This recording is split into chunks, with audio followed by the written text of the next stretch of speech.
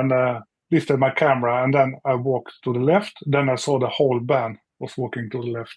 I was thinking, fuck. And then I started to walk to the right, and the whole band followed to the right.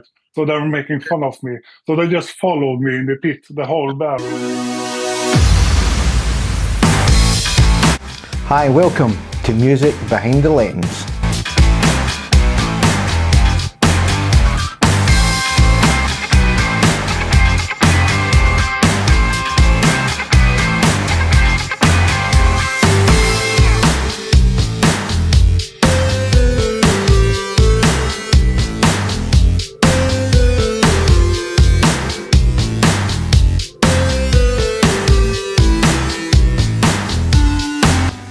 I'm your host, Martin Bowen. Hi, welcome back to Music Behind the Lens. In this episode, I talk to Kenneth Sporsheim. We chat about how he gets started in music photography by chance, and how he then started working the Norwegian magazine Metal Hammer. We also talk about how he's become ambassador for many products over the years, and we also talk about a few good funny stories within his 5 selected images. So sit back, relax, and I hope you enjoy this one. I certainly did talking to him. So here's my chat with Kenneth. Thanks again for joining me with this little project of mine, Kenneth. I really do appreciate it. Music Behind the Lens. It's our passion, photography and music combined. So the beginning, when did photography become something serious for you? It started back. I used to work as a carpenter in my younger years, and I always felt that I needed to do a bit more creative stuff. Yeah. So I studied interior design for 3 years, so that I could have my own company, that I could work from idea to done product. To have more creativity. And then I bought a camera to do before and after pictures. All right, yeah. So that's how it started, with a camera. And then after a couple of years, some friends of mine had a release concert for their debut album. And they didn't have the budget to hire a professional photographer. So they asked me, can you take your camera and try to take a few pictures, and we buy some beers for you? And who said no to free beer? So, Yeah. but as always, when I'm trying something new, it's all or nothing. So I use many days on Google, YouTube, whatever, to try to learn about concept photography. And when I went down, it was like something clicked in my mind. Yeah. I felt like home. So they were hoping for 3-4 good pictures. I delivered maybe 50. All right, Because yeah. I've done the research, and I got that fire in me from the first song. So, and the funny thing is that there's one in the band that I didn't know was good, the guitar player. I was friends with the bass player and stuff, but I didn't know the guitar player as well. But it turns out that he was writing for a bigger music magazine online in that city. And I just lost their only photographer. And they were so happy with the pictures I took of them. So he got me into the magazine. And since I was the only photographer, I got everything in that town. Oh, So brilliant. the first year, in 2009, I shot 257 concerts. Wow. That's a in lot. 1 year. Wow. I think So, I don't think I've done that many in a year. I think the most I've done. it's all or nothing. All right, yeah. So I started from small clubs and got bigger and bigger stages. And suddenly I was at the Roskilde Festival and everything. So it just tried out. Yeah. And after, I think, 2-3 years, I started to get more and more big concerts in Oslo, the capital. Right. At that time, I lived in Trondheim. So it was 7 hours with train away. Wow. So I took the train back and forward 2-3 times every week. I was thinking, "Ah, fuck this shit." So I just got rid of everything beside my camera gear and my music and my clothes, and I moved to Oslo. Wow. Yeah. And just 6 months in Oslo or something. Mhm. I was so lucky because I always believe in connecting with people. It Mm. doesn't matter how good you are to shoot or do video or whatever if you don't know anybody. Yeah. Connections is everything. So I was speaking to Metal Hammer. Yeah. Hmm. They were starting a Norwegian edition around the same time I moved to Oslo. Hmm. And they had a main photographer, and he was going to do a cover shoot of Turbo Negro for All the right. cover for Metal Hammer. And he Mhm. woke up with a fever. Oh. And then the editor, she remembered that I just moved to Oslo and I live just a couple of 100 meters away from where the shoot is supposed to happen in the same morning. All right. She called me, can you do that shoot? Oh, I was brilliant. like, of course. And just packed my bag and run to the place and did the cover shoot with Turbo Negro on the roof of the big hotel. Wow. And Wow. since then, I was a part of Metal Hammer for many, many years. What an opportunity. I mean, it's just how things just link up like that. Yeah, I was at the right place at the right Yeah. time, so Yeah. it was amazing. And I was in Metal Hammer until they closed the paper edition Hmm. in 2018. Right. Then Yeah. then I was picked up and headhunted by Radio Rock. That's one of the biggest radio stations in Norway for rock Right. music and stuff. Hmm. They wanted to start to do live reviews and be present at festivals and concerts. Hmm. So then I got a contract with them, and I was there for 7 years until last summer. All right. Then I was starting to feel a bit tired of the big corporate stuff, and I felt I have to go back to my roots. So I Right. stepped out of it and yeah, started to find myself again. So because Mm. you get numb in your head when you're working for big corporations, Right. Okay. they Yeah. dictate everything, and now that band is not commercial enough and big enough for us, so we won't cover it. And I was like, Right. man. Yeah. You just want to So capture it because some of the we were just saying earlier before we started, these smaller bands are upcoming, and you can see the how their journey can start, and then they then become really big. And if you've been in part of that beginnings and having those images, it's such a nice thing to have. Yeah. Um, just a quick funny story about that with up and coming bands. The mhm. first time I saw Fighting a Death Punch All right. was Yeah. was at a small venue in Oslo that has place to maybe 350, Hmm. and it was just half full, maybe 150, 200 people in Right. 2009. And 10 years later, I'm touring with them in big Oh, stadiums around in yeah. Europe. So it's so weird from That's it. 200 people to sold out Wembley. Right.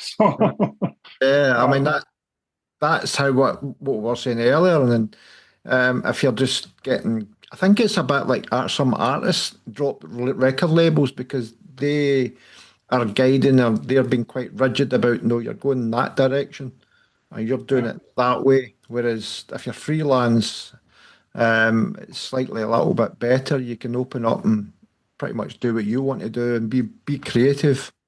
yeah. And then building And bands will always remember you if you come and cover them and shoot them and stuff while they are in the beginning. They always will remember you when they grow big. If yeah, you ignore them and just do the main act or bigger bands, and then when the small band are starting to get big, uh, some of them are thinking, "Oh, you didn't want to cover us last yeah. time," so we say no, no. So it has happened also. Yeah, it's a good way of building nice relationships up, and then that band will mention to the other band they're friendly with, and then you get moved on to that other band. And because Because not only bands but also managements management. and record labels, they notice. Yeah. Hmm. So if you ignore the up and coming bands when they are small, they will ignore you when they are getting big. So Yeah. never Yeah. forget the little man. Everybody has to start at one point. So Yeah, because I've said that to a lot of people. They want to start. They want to start big, and I'm going. Well, we all want to start big, but working the small venues, working with small bands, you just never know the path you're going to take, and like that's a prime example for yourself. And then having that opportunity with the magazine, just out the blue, and making that move. If you hadn't made that move to Oslo, would that opportunity still be there? That's a kind of commitment and passion to start from the ground and working your way up. Because I've seen a lot of younger photographers coming into the industry and they just want it now. And with the new digital age, with the mirrorless, we'll go into that later on with the technology. It, the whole, for me, the music industry or the music photography industry has changed quite a bit because of that since COVID. yeah. Yeah. So, man, that's a great little start for yourself from the small clubs and then working your way up. So, what is it what you're currently doing at the moment? At the moment, I'm trying to. We have got together a small group of people that did run Metal Hammer back in the days. Right. Okay. So we're starting to get Metal Hammer up again in Norway. Right. Not the paper edition though, but because paper is out, there's Yeah. just money down the drain though. But and at the same time, I also photograph smaller concerts for All Music magazine. It's a Mm. London-based Right. website, so just Hmm. to have somebody to shoot for while I'm Yeah. building up stuff, and Hmm. they are quite a nice guys. Two friends that are running it though, Hmm. really really nice, good people. So Oh, that's good. Yeah, because I run one magazine as well. I've had a little dip with it. It's Patchcord News, PCN magazine. You've probably seen it. yeah, Started it with through Shooting the Rock Stars with Scott Whiteman. I met him through that. It's been running for 10 years. We're on the 10th year. But oh, I've I'm open to all genres of music as well. But I'm going to try and push it a little bit this year because it does help you to be creative. I like the graphic design side of things as well. So yeah, it's the same with me. One of the things that I like about uh, you can call it the newer editions of online mm, magazines, that it doesn't have to be still images. yeah, I really I'm more and more into the video part of it, doing interviews and showing the behind the scenes stuff on live pictures. So I can guarantee you that you will never get a touring spot today if you don't do video. If you're right, only doing photography, I hmm, will move on to the next one because I want both part. I want still pictures, but I also want videos here and there for TikTok, right, Instagram Reels. So you have to master both parts if you want to have a touring spot today. yeah, yeah. Just I've got a little like, section that I've put in here. I've called it the craft and workflow and editing. So that kind of moves into that one because what camera systems are you using now and why do you use that system? Uh, I was doing normal DSLRs from 2008 and till 2019. Hmm? Uh, from 2013 to but out 2018, I was a Pentax ambassador.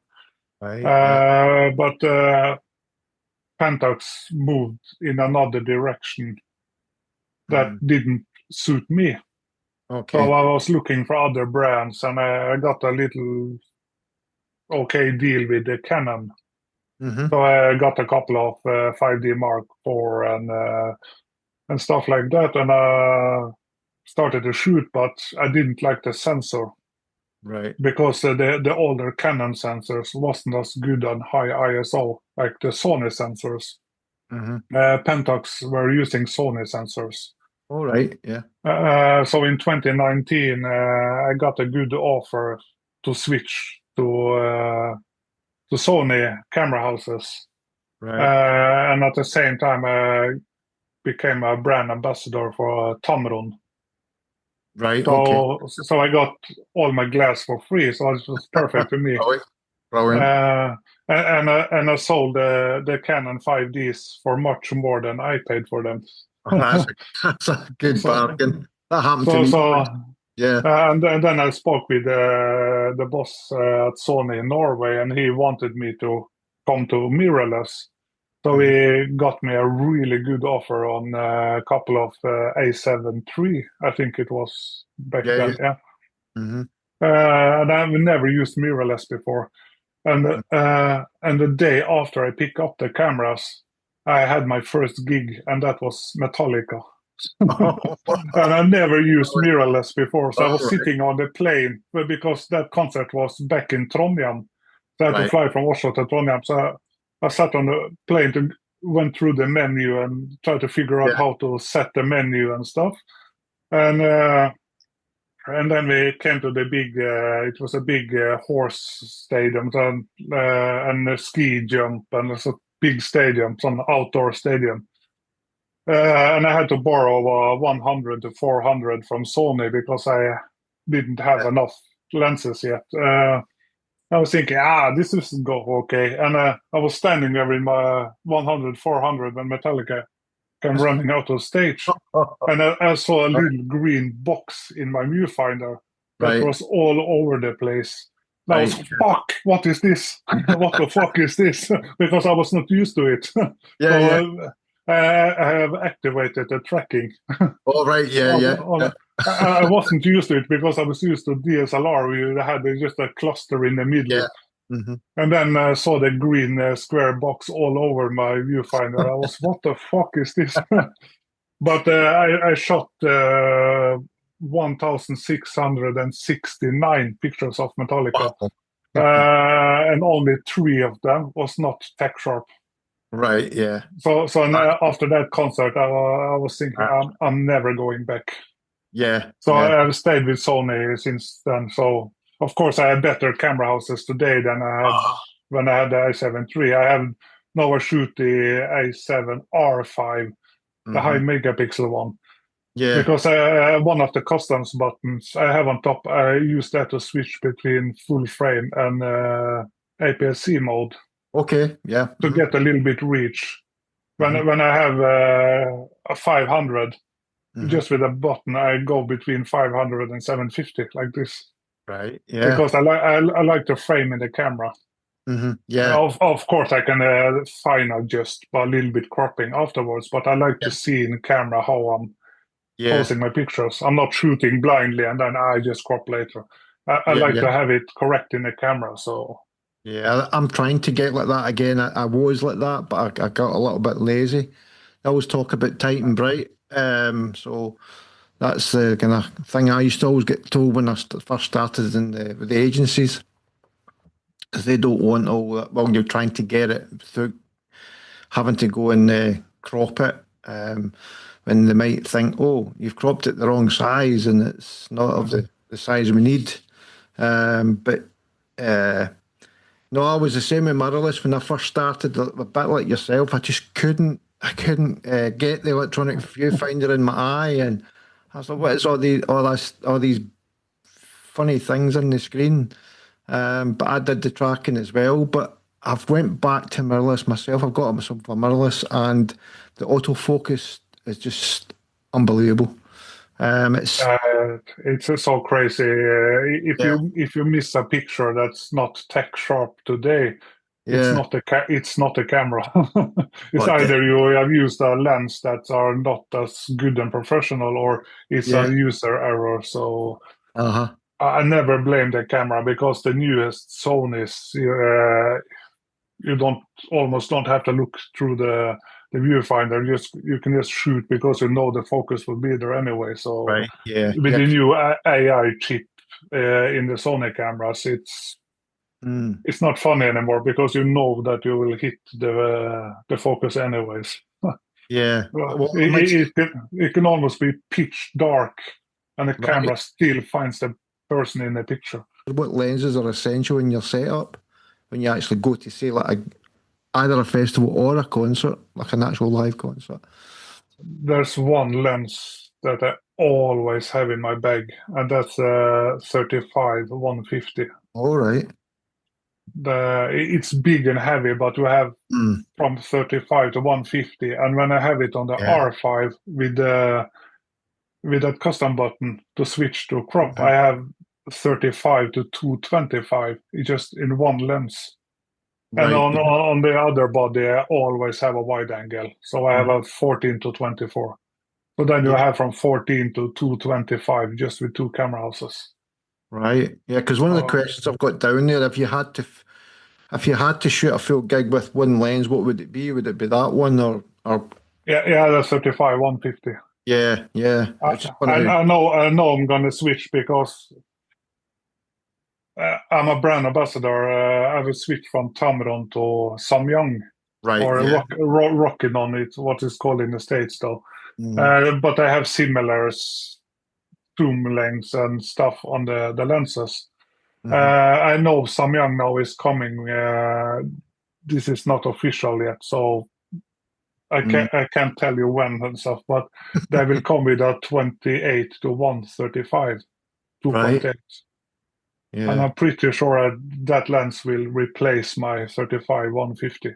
Right. Sigma has that lens now, but I can't use the Sigma, of course, since Yeah. I'm Samyang and used to be Tamron. I can't use the Sigma, so. Right. Yeah. But both Samyang and Tamron have that 35 150, and it's bloody amazing. Okay. Yeah. I'll have So to look at that. it's big and heavy though, but so tech sharp, and it's on 35 you have f2, Mm. and on 150 you have 2.8. So there's a little bit difference there though, but just imagine just going from 35 f2 and then zoom into 150 Yeah. 2.8 just in the same lens.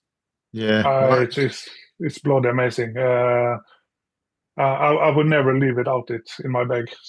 because I'm just thinking about a few interviews I've been doing, and that's one of the things when you're in the pit and you're there and everything's going and happening, and you're thinking, oh, I just need to change that lens to that millimeter. Whereas if you've got one lens that can do it all, what better way to shoot rather than just having to fiddle in the dark and you're trying to put your if you've not only got one camera body, that is, or if you've got two, or most people, I'm going to have three in Monday night. I don't know how I'm going to manage it. I'll put many, but I always use two, so right. wide angle and tele options. So Mm-hmm. and Yeah, as I use Sony on both, I had the same settings and everything on both cameras, so you don't notice any difference. So right. Yeah. So when you're in the pit, or even at the festivals or any kind of moment where you're actively shooting, the acts on stage, not so much portraiture. We'll maybe touch on that a little bit. Um, are you shooting instinctively or deliberately, or is it like have you got a plan, or is it just at the moment just see what happens, or I mean you've probably shot some bands over and over and over again, so it's just trying to get yeah, that shot. what I always do if I don't know the band, I Hmm. always that's a good thing about the camera phones and all that stuff because there's always somebody that are posting the opening of every show. So Yeah, I always go on TikTok or YouTube and just watch a song or two to see how the lights are and how the band moves right. on stage and stuff. And then I have that in the back of my head when I'm Yeah. standing in the pit. So Hmm. you use whatever you can Mm. to have the best starting point. Yeah, Right. don't just meet up in the photo pit and be surprised of what's coming on stage. Yeah. Be prepared, because That, like back in 2019, I think it was, Mhm. uh, I was shooting Iron Maiden at a big festival, and Mhm. everybody know that in all those years, Bruce Dickinson, he comes out and sing the first song, and then he disappear behind the stage, and when the song two starts, he comes flying through the air. Right. Yeah. He has done that for 25 years. But because of the research, I knew that he start the first song by coming flying through the air. Right. Yeah. And we were standing in a pit, me and the tour photographer from Maiden, I think Neil Harris or something. Right. Yeah, I've heard his name. Yeah. We were standing on the side. Me and him, we were ready. Mm-hmm. The 15 other photographers, they stood and talking amongst each other when he come flying through the stage. So me and the band photographer was the only one that got that flying shot, Right. Yeah. Yeah. because I didn't have the cameras up.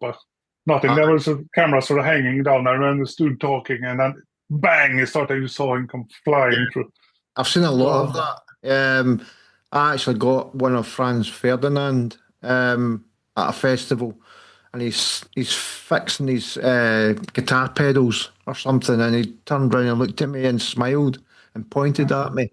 That was after the second song, but I hadn't researched it. But I think that was just the fact that I'm always waiting for that possible moment, like you're talking about. If I haven't researched it, but I do tend to look at that myself because I have been looking at parts of it, just basically because I've got the new camera and I'm panicking.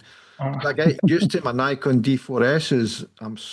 I know them so well, but it's at the Hydro in Glasgow. It's Youngblood, obviously. But he's gonna jump. So be he prepared. does. Yeah, I've seen it. I've seen little bits of clips already. I think it's the second song, I think. But then who knows? So it's just a matter of research, and that's a really good advice, a good point, certainly for the viewers and listeners. Yeah. Because like I said with Iron Maiden, in 2019 he switched from between song 1 and 2 to start with the flying the Yeah, first song. So always be prepared and do some research. yeah. I mean, when you're also, I was talking to Perol, and obviously you're part of a media team at the festivals in the summer on Yeah, occasion. because now that I'm not connected with the big corporates, Mhm. I'm like a free agent. Free agent. Yeah, I know some of the people at the festivals. They like me and how I work and stuff. So they finally know they could poach me.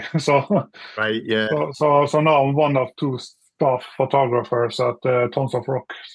All right. Yeah, because that's a festival I'd like to come. I mentioned to you off camera that I'd like to come over. It's the best festival I'll in the need to world. look at. I love that festival. I have never missed one edition of that festival. So Right. Yeah. because of COVID, we missed a few years. So, but they have the first year was 2014. Mm-hmm. So Right. it's 11th time this summer they are having Yeah. it. So it's supposed to be 15, but as we know, COVID. So, but Yeah. I've never missed one festival. Yeah. I may like it next year. It's my 60th next year, so I need to do something special. Um, Then you should come join us in Oslo. we'll just get a few beers and forget about the photography. That's a good thing about. I've worked all over Europe and even Right. in Las Vegas and stuff like that. Okay. Yeah. And it's funny how you notice the difference between how photographers behave in the photo pit. Yeah. Here in Norway, we're all friends. We Yeah. just tap gently on the shoulder and help each other. And while I Mm. was working in Las Vegas, it was elbows and Right. shoving, Yeah. and it was me all the time. All right. Yeah. A lot of gatekeepers. A lot of people like, oh, this is my pit. This is my area. Who are you? You're a Yeah. stranger. Um, But the funny thing for me that I'm 2 meters and over 120 kilos, so they Yeah. couldn't move me as easy. So No, I can they imagine. just bounced off me. So Arms out. No, don't I, move. Yeah. I So didn't care as much. no. I think we're not too bad here in the UK. Certainly up here in Scotland. I've shot down in England as well, and it's much the same. It's not too bad. It's pretty good about how all yous over in Norway stick together as well. Certainly, when I was talking to Perol about the contract situation, Yeah, and we certainly there's on occasion that I've stuck to my guns on that as well, and you see other ones. Well, I have to go and do the contract, and I'm going to shoot them and stuff. But there's a wee bits and pieces like that that's happening. But pretty much it's quite a good rapport between a lot of us. We all know each other over here as well. When you're in the pit, is there a specific set? I stick with the same kind of settings pretty much, and I just move it by a couple of stops or I underexpose. But as when the lights are like Iron Maiden, for instance, if he was running out and the lights just go boom when you've got loads of backlight, or if it's red light, is there a system that you've got in place that you can just quickly get into that, or is it just a matter of just I use. I'm not sure if I should be proud of it though, but I use auto ISO right? Okay, yeah. that are adjusting for the bright lights and the darker lights for me all Mm. the time. And I have one custom button for pyro. Okay, yeah. So when I see pyro, I just that button, and then it's pyro settings on my Right. camera. And when the pyro stops, I switch back to normal. So, That's good. That's a good so idea. because sometimes if you're not prepared or there's more pyro than you were expecting and stuff, Yeah. if you start to look down in the dark in the pit and try to adjust, then no, Mm. it's just crazy. Yeah. So just have either on the wheel or a custom button to switch Yeah. between. So I have my own settings for pyro. So That's a good idea. I need to look at maybe having some custom settings because, like I said, yeah, it just saved me so many times when I was told in advance that no, there's no pyro in the first three songs, and I was okay, and then in the second song there's pyro anyway. So, but yeah, oh yeah, fuck, and then you just have that quick button, and I have my pyro settings because if you see many of my pyro yeah. pictures, I have. I'll put a uh, couple of them up on the screen. the flames are always almost perfect. Yeah. That's No, because. no. Uh, Yeah. uh, You tend to get. no, I'm talking a lot about how I do things though, but when there's a lot of pyro, I always exposure for the flames, Okay. and then I just use a brush or a radial gradient or something to get the people back out. Right, yeah, because I'm just moving But, up to the next kind of small. This is a little section that I've brought in called workflow and editing, um, and that just kind of matches to what we're going to discuss. What does your workflow like after the shoot, and you've took all your photographs? What is it what kind of things you do? it has changed a little bit the last year because when I'm not with the big corporate stuff Mm. and when I was shooting for like Metal Hammer, it was not as busy afterwards because it was a printed magazine. Mhm. But when I shot for Radio Rock all those years, we have to get the review out as soon as possible after the show.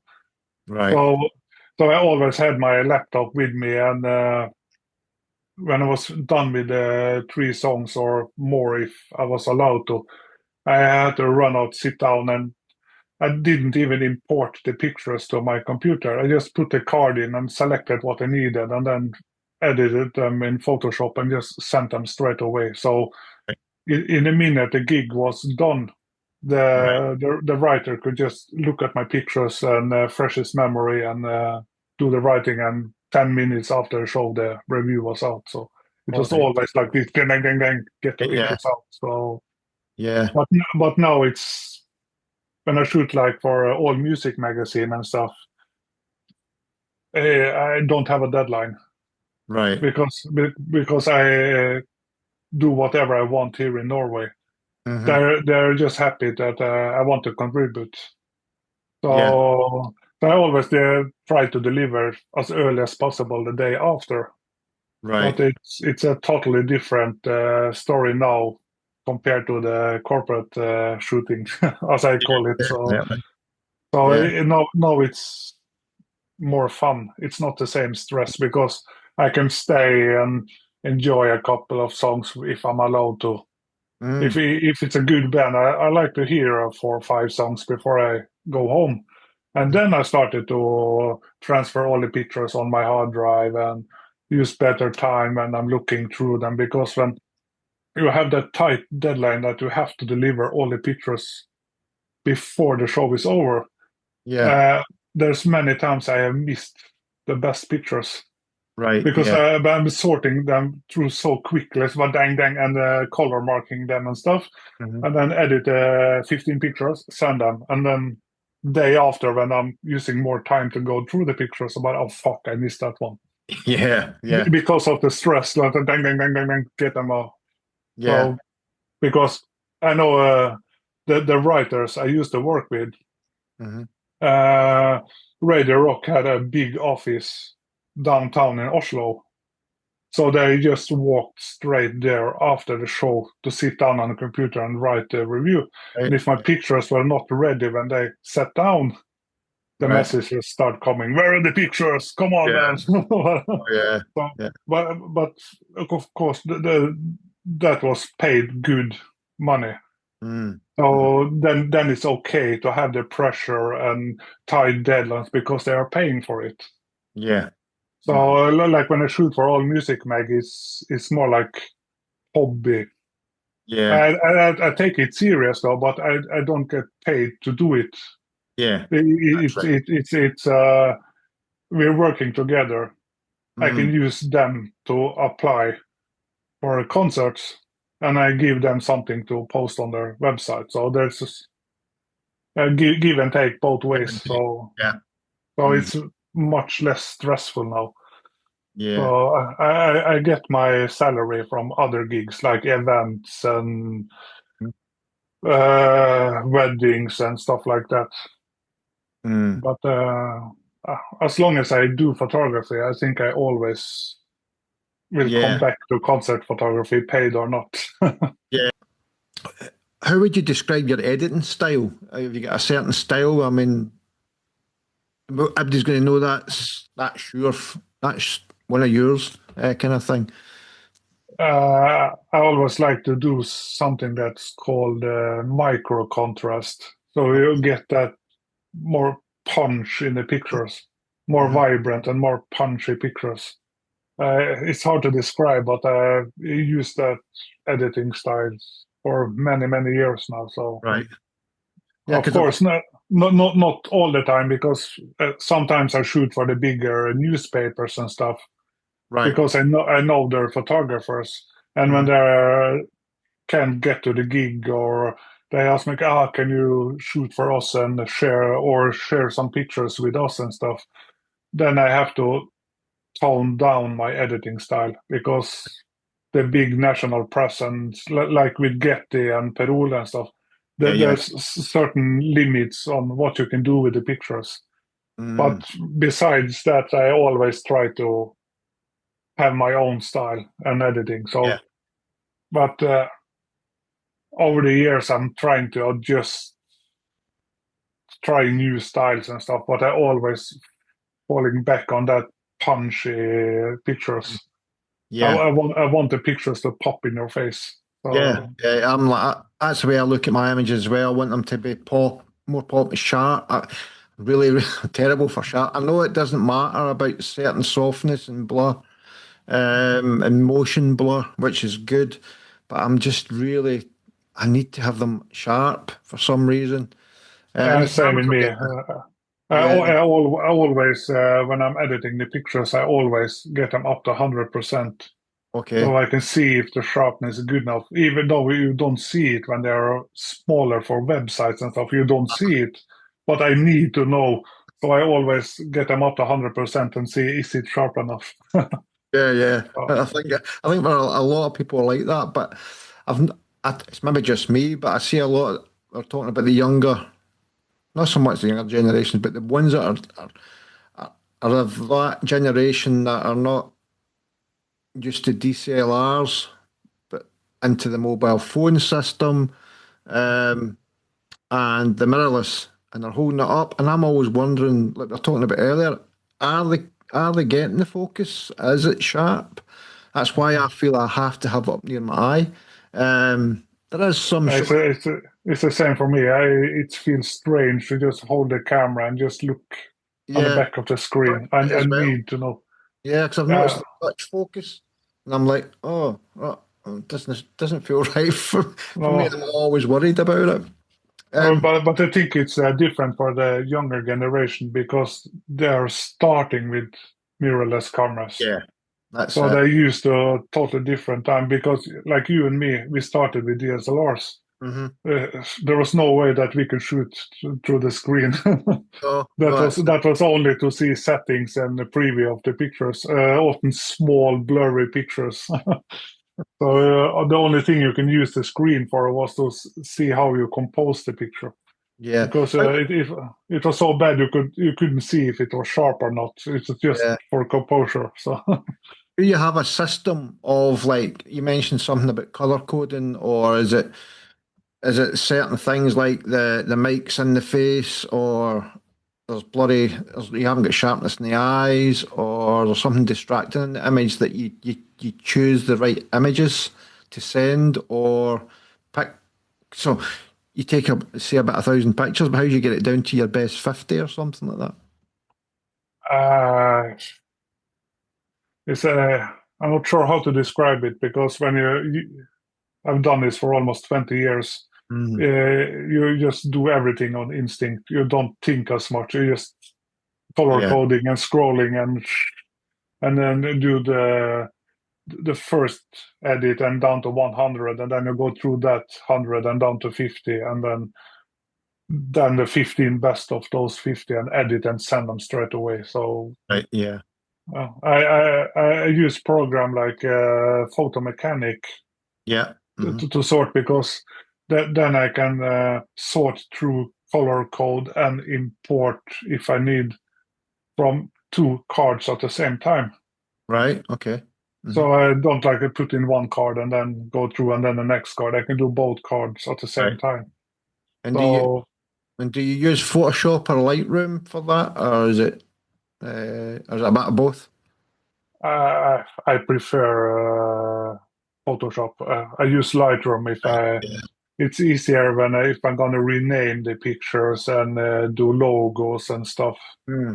And I use Lightroom when I'm working at events and stuff, and I have 300 pictures to send and stuff. But Yeah. at concert pictures and other photography, always use Photoshop because I'm also educated graphic designer.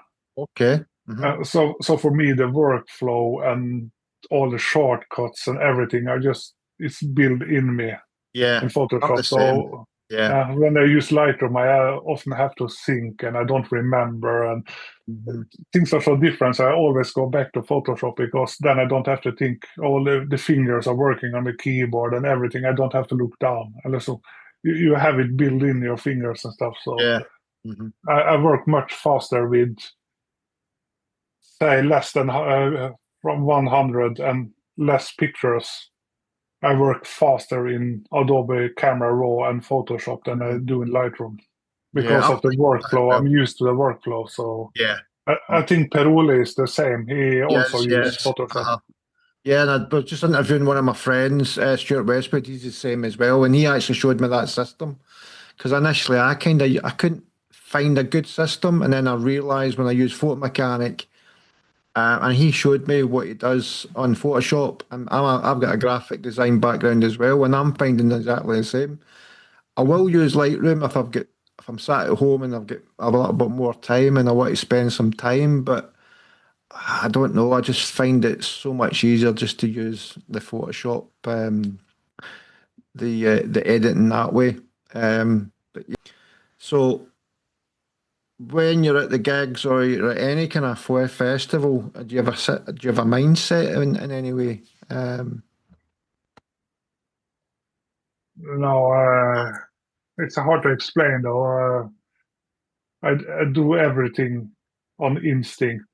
Mm, I see by eye, and I know what to do with the camera, yeah, and I never feel pressure anymore. right. Yeah, I did in the beginning when I was new and up and coming. I was so afraid to do everything wrong, so I was. They say you spray and pray yeah, when you're shooting. You're crazy. You're so afraid to miss a shot. But now I'm much more relaxed and chill, and I know I can handle any situation that you yeah, throw at me. So I have done I have done cover shoots for Metal Hammer in 4 minutes right. Yeah, backstage before the gig. So yeah, suddenly the band says, "Oh, the first they say, now we don't have the time for pictures," and then 5 minutes before they're going on stage, the manager reach out to me and say, "Oh, we can do the photo shoot, but we right, only have 4 minutes," and it's right. bang, bang, bang. So if it goes good, it's good. If you don't, you can just blame the time pressure. Yeah, yeah. But But I think that's what we touched on earlier about you started with a band that was just quite low, and then they become quite big, and you started uh, touring with them. And if you are remaining calm in that situation and you're going to deliver, and you look uh, calm, and it's also a good rapport that you're building with that artist that you're photographing as well. Um, I always tell the younger people that you know what to do. mm, If you feel pressure or stressed inside, just fake it till you make it. Just make it. yeah, That's a good saying. you just seem that you're all calm and I must everything remember under that. control. Yeah. Yeah. So the because if you're starting to stress, Mm, and what the fuck should I do? The band catch up on that feeling, and then yes. the band get a little bit, oh, how is this gonna end? And then everything just goes bad. You, no matter how much stress you have inside, just on Mm, the outside, just be calm and just I'm professional. Like yeah. have that attitude. Yeah. Like you said, So you're only getting 5 or 10 minutes with that act just before they go on stage, and they're like, "Come on, yeah, get the shoot," and they're trying to get the shot, and they're not actually posing or anything. They're saying, "Right, you're going to take the picture. You're going to take the picture." yeah, Whereas yeah. if you can have that rapport with them, you can get some really cool shots with them. Um, and that, And most bands and artists that have toured a little bit and are not beginners band, but a little mm, experience and bigger bands, they know exactly how to be on the picture. You yeah, don't have to try to, can you stand like this? Can you do like this? They know what to do. To yeah. just lift the camera and the band just not in a natural way. They just, Well, I found oh, that once I'd been interviewing a band, and I said, "Can we get some?" I had plenty of time before they were going to be on stage because they were the headline act. So I was interviewing them, and then I says, "Right, can we get some shot?" And it was in an iconic venue called the King Tut's here in Glasgow, and they've got really cool stairs with lyrics and bands and stuff like that. And I was just setting my camera, looked up, and they just all stood in their little positions. I didn't have to say anything. I just got right, click, click, click, and that was it. And yeah. I thought, superb. And that was my first experience working with a band that was actually like reasonably big. They've now split up, which is quite sad. But pressure and feeling relaxed in the pit is one of the things that I don't get Uh, myself, uh, but I do. I have to tell one story before I forget. No, no, go ahead. We did a video interview with Slipknot, Right. the guitar player Jim Root, I think it's called the lead guitar player, And then I got nervous because when we do interview, video, or whatever, I always ask the artist, can I have 1 minute just to have a couple of pictures so we can advertise for the interview online and stuff like that. And Jim Root was really down to earth and cool, and he said, "Yeah, of course, man." He had a full Slipknot makeup and everything because Right, this yeah. was right before they were going on stage, and the interview went a little bit longer, as I Right. normally do. So when we came out of the room to do the pictures, the rest of the Slipknot band was standing beside us and just tripping. Come on, man, we're going to stage. And I got, fuck, it's Slipknot. So I just had a little on-camera flash that I whipped up in the roof, Right, and I yeah. said bang, bang, bang, bang, bang, and I said thank you, and I turned to walk, and then I felt this big hand just come down on my shoulder and stop me. I was thinking, fuck, did I do something wrong? But he just wanted to know that I was satisfied with the pictures before he let me All go. right. And Yeah, then that's brilliant. rest of the Slipknot guys were standing 2 meters away, stressed to go on stage. He was so calm now. I need to know, did you get your pictures? Oh, that's And I said, awesome. That's superb. both thumbs up, and yeah, yeah, yeah. And he said, good man. And then he just That's walked. brilliant. Yeah, that's really good. And it's a nice moment as well for you to remember, and it just shows that kind of relationship. He must have seen that in you, and some members of bands really appreciate these kind of things. I see that quite a lot. The story. I just have to tell another funny story Mhm, because it's similar to what we've been talking about now. mhm, I was shooting Shinedown, mhm, and we did an interview with them, and we covered the whole day with Shinedown in Oslo. mhm, So liksom like sound check and when they were meeting the fans and all that kind of stuff. And I had a band shoot at the arena, and I was having up in some stairways, and mhm, it was a little bit dark, and I used flash and everything, and mhm. I had glasses similar to the one I have on me now, All right. and, Yeah. I took them off and did like this because Oh, I that. Yeah. couldn't shoot with the glasses on, and Mhm. I lost my glasses in the dark. I didn't even notice. And then when I told the band that, oh, we're done shooting, and I turned and started to walk, and behind me I heard that crunching sound. Oh, man. And the bass player, he stepped on my glasses. And I was like, fuck! And the singer picked up the glasses, and it was all bent. But the glass itself didn't break. It was Right. just the James. side pieces that were bent Uh-huh. in all directions.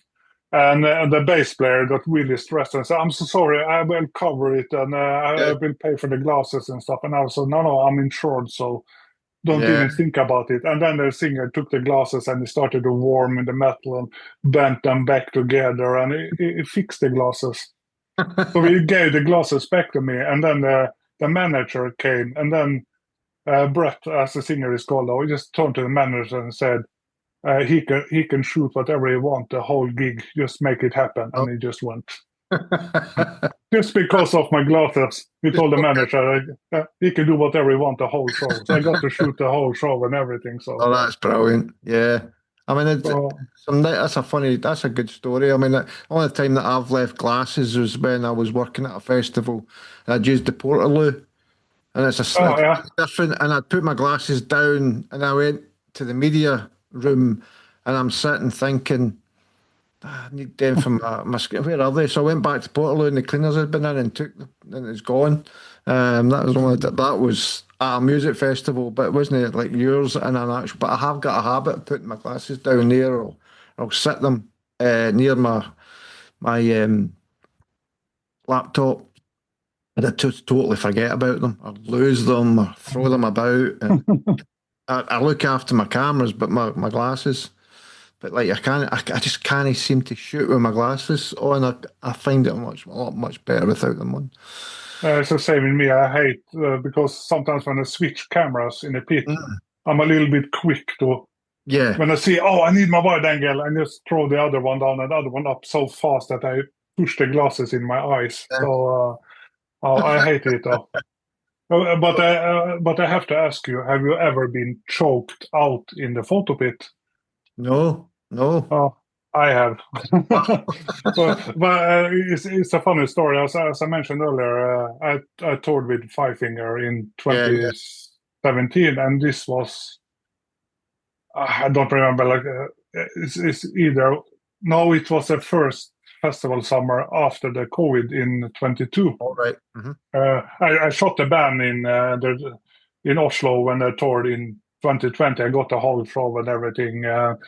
And when they came to the festival in Tons of Rock in 22, I know the guys. I've been texting with a couple of the guys, and they're really nice guys. Mm-hmm. But they never used the same tour photographer for a Right. long period Yeah. of time. They always switch out to get different angles and views, and Mm-hmm. so there was no hard feeling. So I knew that would come. Mm-hmm. But they were playing at Tons of Rock in 22, and I was one of the headliners. So I went in the photo pit. I knew that I only could shoot the 3 songs because I have to deliver, like this, because then I was still at Radio Rock. And I went in the photo pit and lifted my camera, and then I walked to the left. Then I saw the whole band was walking to the left. I was thinking, fuck. And then I started to walk to the right, and the whole band followed to the right. So they were making fun of me. So they just followed me in the pit, the whole band. And then while I was doing that, I was starting to laugh, and the other photographer were Right. noticing the same. So they just followed me. So it was Brilliant. just like a big dance. And then, and suddenly, when I was standing and taking pictures, I felt the arm around my throat, it looked like a grip behind my head, like a really tight grip. I was, Well, what the fuck is happening? It was so hard to breathe. And then I saw a camera, phone came up with a camera, and it click, and then he let go of the grip, and I turned around. It was the security, the head of security for the band. right. It Okay. was coming down to say hello to me. So we just choking and took a selfie and we run, and the whole band was starting to laughing on stage while they were playing. uh, Oh, but what? I was, you could see on the picture, I looked like a deer in headlights because I didn't know what was happening. Because I was starting to noticing first just the band on stage that was walking the same Right. distance Yeah. as me, and then just the arms just around my throat, and then the phone click. And That's but so it, funny. but it's so funny. I spoke with the band after the gig though, and they were still laughing. So, That is but really it's good. funny that Yeah. after so many years we still have a good connection, and Uh, it's that's funny. cool. It's funny because I've never really seen that before, but the good relationship. Could you imagine a band in the middle of the songs and all the fans are just oblivious of what's going on, but they're having fun with their Uh, tour photographer? And uh, the security managers, their manager, security's coming down and having a little bit of fun uh, with you as well. Absolutely uh, fantastic. choking me and taking a selfie. That's brilliant. Well, So, but he's a really nice guy though. He's a former Green Beret, and he right, has yeah, black belt in 2 different martial arts. yeah. So I don't want to meet him on the wrong side. So, Oh, but it's just funny that he just come and choked me and took a selfie and then run away again. So, yeah. Right. This section is called The Stories Behind the Frames. It was 5 definitive images, but it's just the 5 images now. Just make it a little bit easier for everyone so they know what, because I think it as well, because I can't spell definitive. Apparently, somebody told me.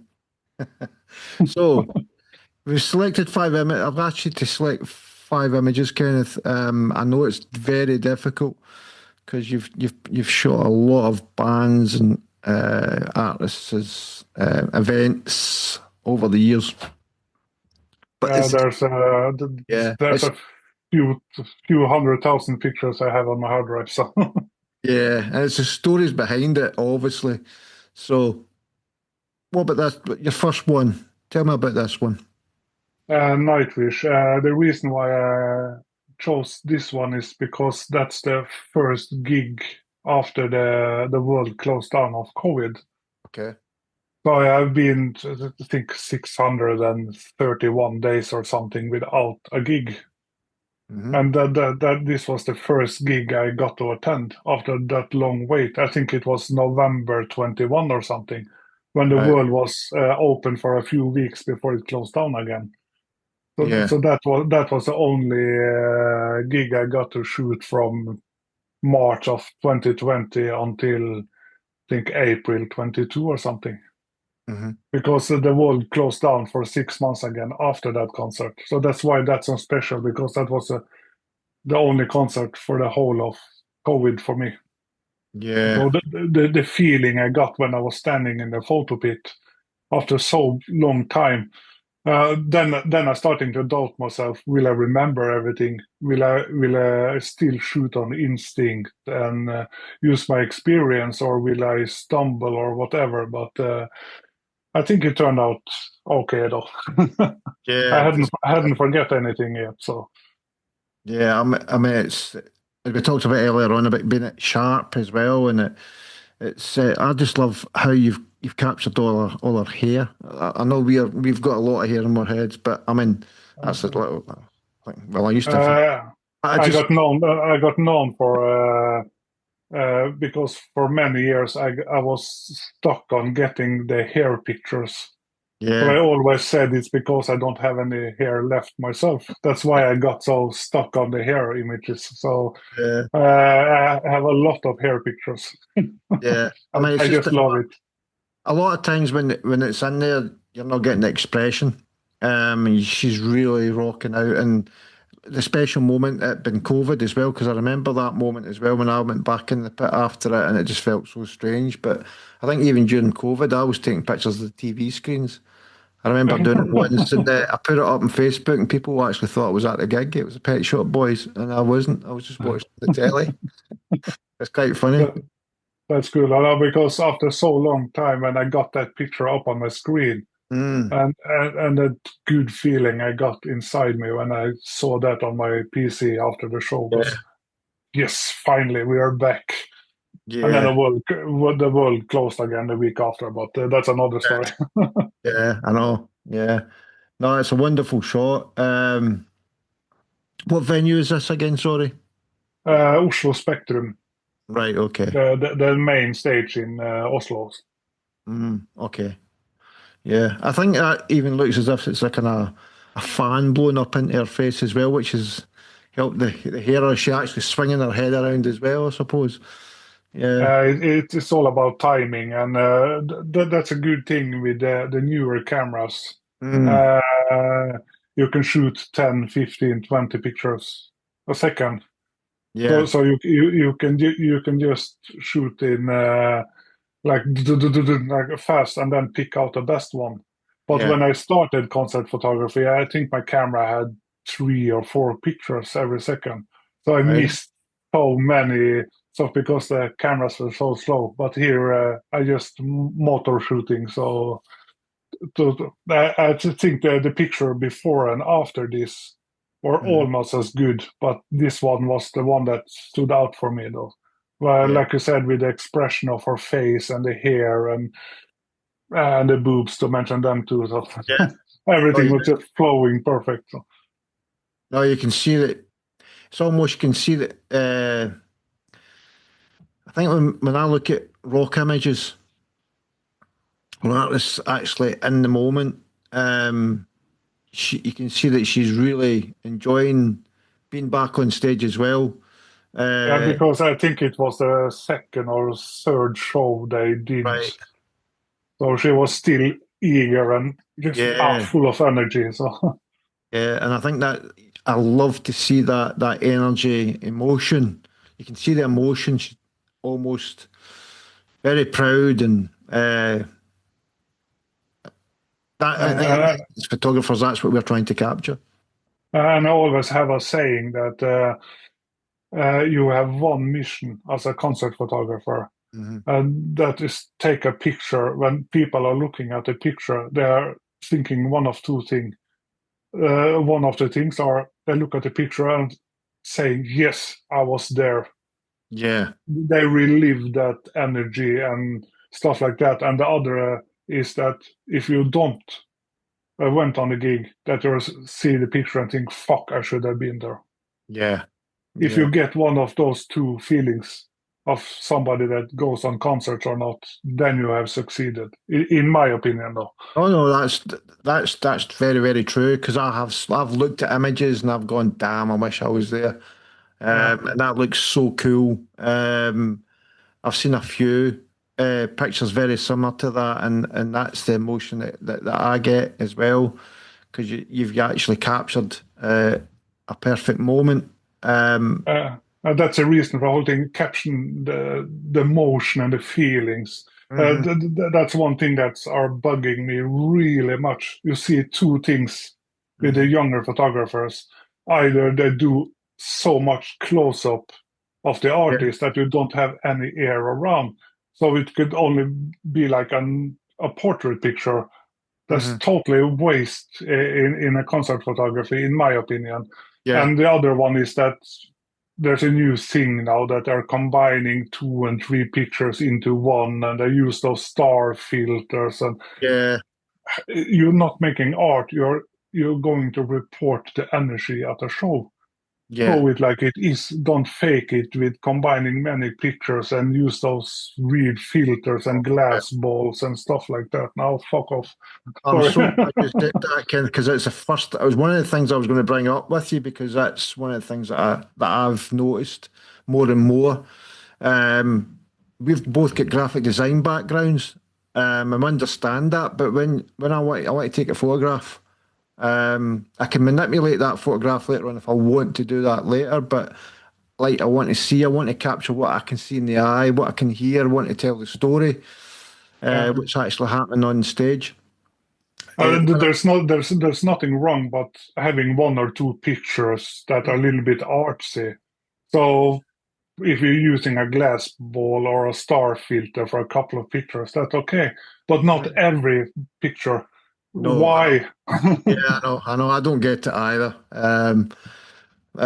People will just say, but it's just your age. I went, okay, I don't think so. Um, I think I've managed so far. Anyway, but no, that's a wonderful picture. Um, Oh, thank you. love it. In fact, I've looked at all your pictures. I'm just blown away. I could, the whole B-roll you sent me, I was like, oh man, I wish I could capture something like that sometimes. But I do, but I think that's just the way we are. But I just love lines. I love imagery, and I love people's work. I It's get the same in me because excited when I see it. when I look at my own pictures, I always see things that I should have done better. Yes. But when I look at other Oh, yeah. pictures like yours or Perules or whatever, Yeah. I'm thinking, fuck, I wish I could capture that. Yeah. It's So like that. I think there's Yeah. something Yeah. that you see errors with your own images that Mm. others doesn't see. Yeah. So Yeah. because when you look at the other people's images, you don't see that errors. You just see a beautiful picture, but you Hmm. can't see the same. You don't get the same feeling with your own pictures. Hmm. Yeah. Yeah. I'm like that anyway, though, because Yeah. I see a lot of things that I could have wished was a little bit different with that Nightwish picture. But I'm still sticking with this one picture because um, I love lines, and then yeah, looking at it, there's composition for a start, where she's standing, and then you see those backlights, almost the way the spotlights are on her, and then the guitarist in the background, and then the drummer. It's just lovely shapes. It draws me in, and that then I can come with a little tip that I always tell up newcomers and up and coming photographers. I used to be a musician myself for many years. I played drums for 20 years or something, right, so okay, I have the rhythm in my body. mhm, But so for me, it's easy just to follow the rhythm of the song. But right, if you start noticing the bigger lights and the like you see on this Nightwish picture with all the lights behind her and stuff, the all the lights are moving and coming on and yeah, off with the bass rhythm in the song. So right, just get the bass rhythm in the song, and then it's easy for you to prepare for the moment when the lights are perfectly aligned. Also, but yeah, just feel the bass rhythm and start noticing the lights moving with the bass. got you, After that, it's much easier because you just yeah, you just down, down, down. You just feel the bass and you see the lights when they're coming on and off. So it's easy to time. Right. I never thought about it that way, but that's something that I'm going to start thinking about more. I'll Uh, do that on the next gig. Feel the yeah, bass yeah. rhythm and see the lights, how they're moving with the bass rhythm. Because the Right. lighting director, he sets up the lights to shift when they're with the Oh, bass line of the yeah. song. So Mm. notice that the next gig. Good advice. Thanks. So, your second image, what one would you like to me to You select? can just go the straight. That's fine for me. Right. I'll go. Uh, We'll go to Motorhead. Motorhead. Lemmy. Yeah. Tell me about this one. Uh, the reason why I chose this one is not only because I'm a huge Motorhead fan. If you see, I have even Yeah, Lemmy I love your tattooed on my tattoos. hand. I love So, tattoos. I need to get them. so I'm a big fan of him, and Yeah. that pictures felt special because when I was standing in the photo pit photographing him, I Mm. just felt inside me, and I knew that this was the last time. He died 3 weeks after. Right. Okay. I Yeah. could see it when I was zooming in on the pictures. You could see how sick he really was. Yeah. He'd lost a lot of weight, hasn't he? Yeah, so this was, I think, late November or around that Yeah. time, early December, late So November. December he passed away, wasn't it?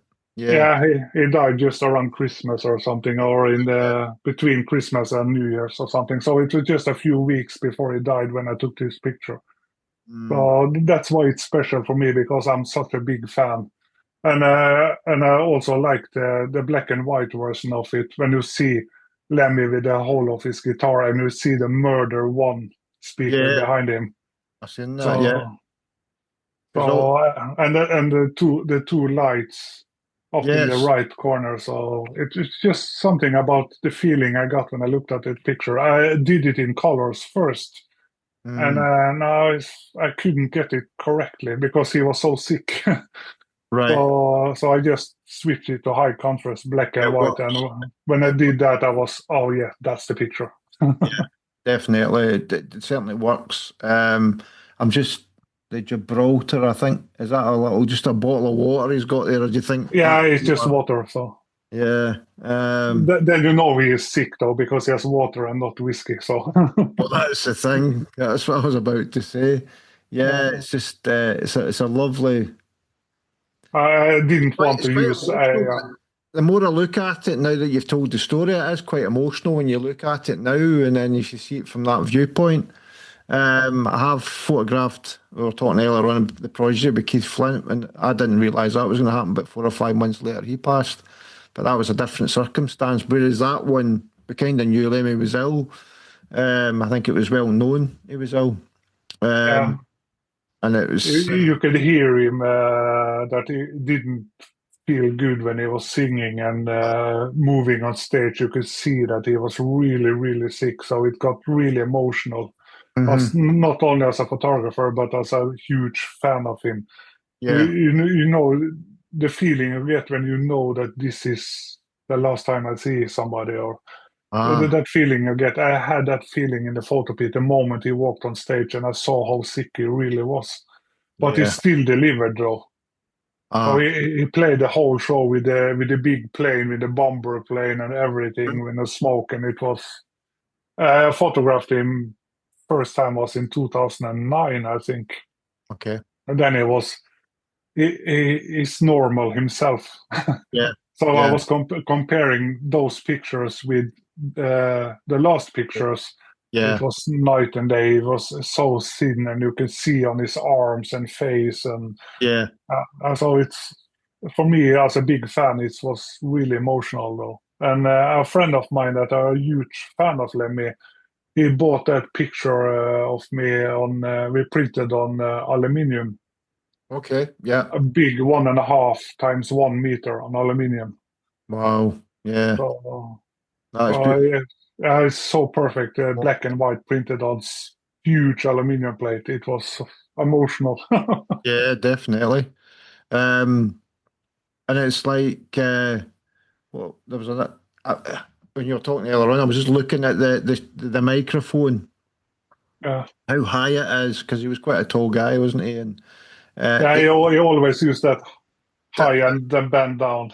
yeah, because normally you get the microphone like up that way rather than down the way, and it's just he still looks for me. He still looks super cool. He just I wasn't a mega big fan of Motorhead, but I remember the first single I ever heard was Ace of Spades. It just I remember hearing it on the radio and I went, "What's this?" Because I mentioned, there was Depeche Mode, electronic music. I was a kind of a new romantic with the blonde and the stuff like that. But I eventually changed to all genre of music because I did a little bit of DJing, and that opened my eyes up. And then Ace of Spades, and then I thought, "What's this?" And I always kind of followed them. And it was funny. There was another. I'm going off a little bit, but there was a radio station back here in Scotland, and they were putting their top 1,000 songs on, and I mentioned that one, and I also mentioned Rainbow, I Surrender. And there was another band I started getting into as well. It was just because my older sisters were buying these records and they liked these bands, you know. But no, I remember at the time when he was starting to get ill, and it was quite a touching because, like, I'm a big music fan and I like all genres of music. And he was he's very photogenic. He's very cool looking as well, and he used to have a cigarette or whatever. And it's sad that there was a recent one of the other one members passed on as well. I think a couple of months ago. I was reading because I didn't realise Motorhead had so many band members as well, uh, and they've all kind of passed now. I think I'm not sure. all the originals one are gone though. Yeah, the murder one. Obviously, I'm not. I don't know much about Motorhead, but other viewers may, and you'll know more about it. But what does the murder one stand for? Was that a significant thing in the image? It's just his nickname for his Right, bass amplifier. So he named it Murder One because murder I one. think it's just the whole image of him and the sound he has on his bass guitar. Yeah. It sounds like a fusion between a guitar and a bass. Mm, So I think it's a nickname he had for his amp right. though, Murder One. That's always stood behind him, Murder One. I mean, you've got this technically brilliant as well because I can see his eyes, Um, and it's just the more I look, it's funny because I'm like that when I go to museums. We talk about the paintings. I can stand and look at a painting for ages and ages, and then I can start seeing. I can see the story, and you can see the emotion. I don't know what song he would be singing at that point. Would you remember what song he would be singing at that point?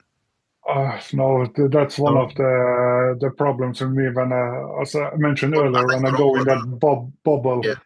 You can ask me just Oh, after no. three songs, but I can't remember. Can't remember, but you can see that it's all. You can see the emotion in his face. Um, Um, and he really had to pull himself together to be able to stand and sing because he could hardly walk at that point. right. So it was when he was walking out on stage, yeah, we just looked at each other and oh, how is this going to go? But Mm, as soon as he got his bass around his neck and the microphone, it's like he got a energy boost. yeah.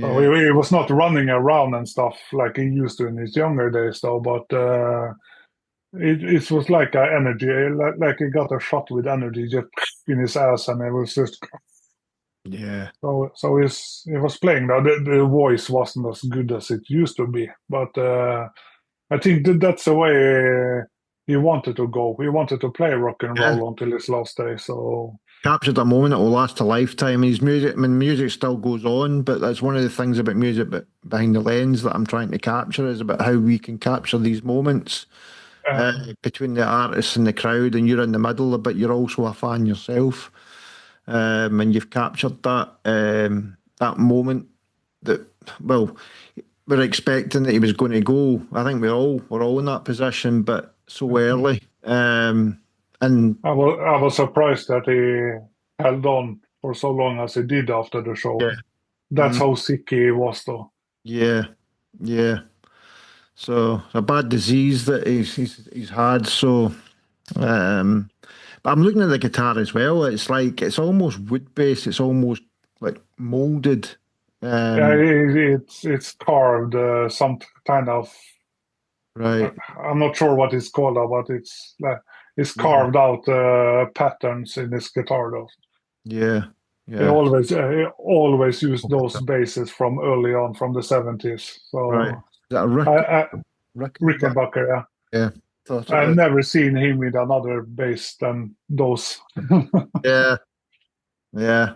And the Marshall as well. Everything's just so rock and roll as well. It's just, it's wonderful. It's wonderful. And you know, it's even you can still get a little bit of grain in there as well because I like old rock pictures with a little bit of grain. I know we Yeah, talked about, black and white pictures need to yeah, have grain. yeah, definitely. Yeah. And the funny thing is that he always started every concert with "We are Motorhead, we play rock and roll," and then Oh, bang on. amazing. I've actually I've got my hair's all standing up when you're talking about that. Uh, Unbelievable. uh, oh, that's nice. I That's always amazing. get that when I'm talking about Lemmy. Wow. No, it's seriously, it's like my hair's all standing up. I don't know if it's standing up my head, but it's standing up my arms. Well, that's Yeah, wonderful. Love it's that, so easy Kenneth. to start. It's so easy to start for a concert. Walk up to the microphone and say, "We are Motorhead. We Go play rock ahead. and roll," and bang. Do you know what is? I collect magazines, all genres of magazines. I've mentioned I've Metal Hammer and stuff like that. Kerrang, NME, Vive La Rock. It's over here as well, and I've got my own little magazine that I've printed out. But I'm also trying to watch documentaries, and it's almost make Yeah. me want to go and look at a documentary about him. And I get his book, and this is what it's stimulating you. It's looking at your image, it's stimulating me to go and do more, and then want to capture more like things like that when I go back shooting, like a big rock legend. I mean, it's even like I'm shooting Youngblood on Monday, but that's the kind of thing that inspires me to go, do you know what? I need to see if I can capture a moment. But don't go in with a plan, but I just see what happens. But no, it's just It never goes no, after plan. no. That's why I only go by instinct. Yes. That's what we were talking about earlier. No, it's absolutely wonderful. So that would be your set. Let's go to your third image. I'll just select them then. So let's see. We've got 1, 2, 3, 4. Let's go for. Let's see if this comes up. It's just my computer seems to be really, really slow for some reason. Yeah, that's Five Finger Death Punch. Yeah. Tell me about this one because this is the band that you were talking about earlier that you went and tour with. Yeah. This is from Looking forward to it. the tour that I was Right. going with Okay. them. I think this is. I'm not sure if it's Austria or Germany. I'm not quite sure. But the story behind that picture is it's too bad that you can't see it though. But one of the perks of being a tour photographer or working with a band for one show, you have free access. Right. So at this moment, I always have two camera bodies, at Mhm. least always minimum of two, wide angle and a little bit more tele. But I was walking on stage doing some headbanging hair flying from behind when you saw the audience and stuff like that. Really cool stuff. Yeah. Uh, and Ivan, the singer, he did that every show, that he just shouted in a microphone, "Turn down the light and light them up, motherfuckers." Oh man. So and then the lighting guy just turned off the lights, and everybody in the audience just pick up their phones and with lightning. But Yeah. that evening, he switched the two songs. Right. Okay. And I missed it, but that's one of the bad things when you're working with a band for many evenings in Mhm. a row. Mhm. You get used to the same set list, everything is the same. But when they switch, then you're off guard because no one has told me, Yeah. and I didn't. That's my error, but I didn't Right. bother Okay. to see the set list before the show Uh-huh. because in my mind it's the same like last night and blah Yeah. blah blah. But they switched two songs, and when they turned down the light, that was one of the songs they switched. So Right. at that moment, I was feeling done on stage, and I was thinking about going to the end of the arena to get the whole Right. audience with a fisheye or something. So in the heat of the moment, when I had a little bit of light, I switched my wide angle with a fisheye, 12 millimeter fisheye with manual focus. Right. Yeah. And I put the other camera behind me someplace. And I was doing some cool wide angle shots between the cymbal stands of the drummer and stuff. Right. Yeah. And then suddenly I heard, turn down the light and light them up, motherfuckers. And I knew I could not miss that picture Right. because Yeah. it's a favorite moment of the show. And I was standing on the side of the drums with a 12 millimeter fisheye with manual focus. I was thinking, damn, I'm fucked. Because I couldn't see my other cameras or lenses in the Right. dark. Yeah. And then I heard Jeremy, the original drummer, he was still playing in a band at the time. He had a little lamp on one of his floor toms Right. that was lighting on the set list. So I could see him barely in the big drum setter, and he was shouting at me, "Come on, man!" And I saw he was leaning down on his thumbs on top of his bass drums, and I had to stumble behind him, and I was laying on top of his back with my hands out with that 12 millimeter manual focus, and I was jiggling like this on top of him, and took two pictures. That's one of them. And then I have to get back down, and then the lights come on again. So I was sweating like fuck because then I got nervous because you know that one image the band wants. And they're standing on the side of the drums, and you miss that they're switching the songs, and you think, fuck, I'm fucked. So, but I managed to got that picture because of the drummer though. So I just heard him. I just saw the outline of him on top of his tom-toms, and come on, man! So, that's great, and it's a good relationship you've got with him as well, and that just makes it so much fun. As I said, I'm 2 meters and 120 kilos, but I still climbed on his back and with my hands out of the drums. No, I'd like to have seen that picture as well. Somebody photographed that would be funny though. But luckily, it was so dark that I think nobody saw it. I wouldn't have seen it. It's almost. I'm looking at it. It's almost like a spaceship as well. But just when you see the roof, but it's like something futuristic. On the top of the pictures, like the spikes. That's the bottom of the big skull. They have a really big skull over the drums. Big head that shoots laser out the eyes and stuff. Really cool thing though. So that's just a tease of the big skull that you see on top there. Oh yeah, that's absolutely wonderful. It's just when we had 12 millimeters fisheye, I couldn't crop them out of the picture. No, then I would lose so much on the sides, and you see the phones on the sides up in the stands too. So I couldn't crop it. So but I think it's you see the end of the cymbals and stuff in the bottom, and you see the teeth of the skull on the top. It's like a frame. So I was thinking, fuck it, it's okay. Oh, I think it works. It's brilliant. That's what the first thing I was thinking about. It's like a frame. But I was so lucky to get that shot though. I was sweating like crazy. Because you know that you get that feeling inside that, oh shit, I'm fucked.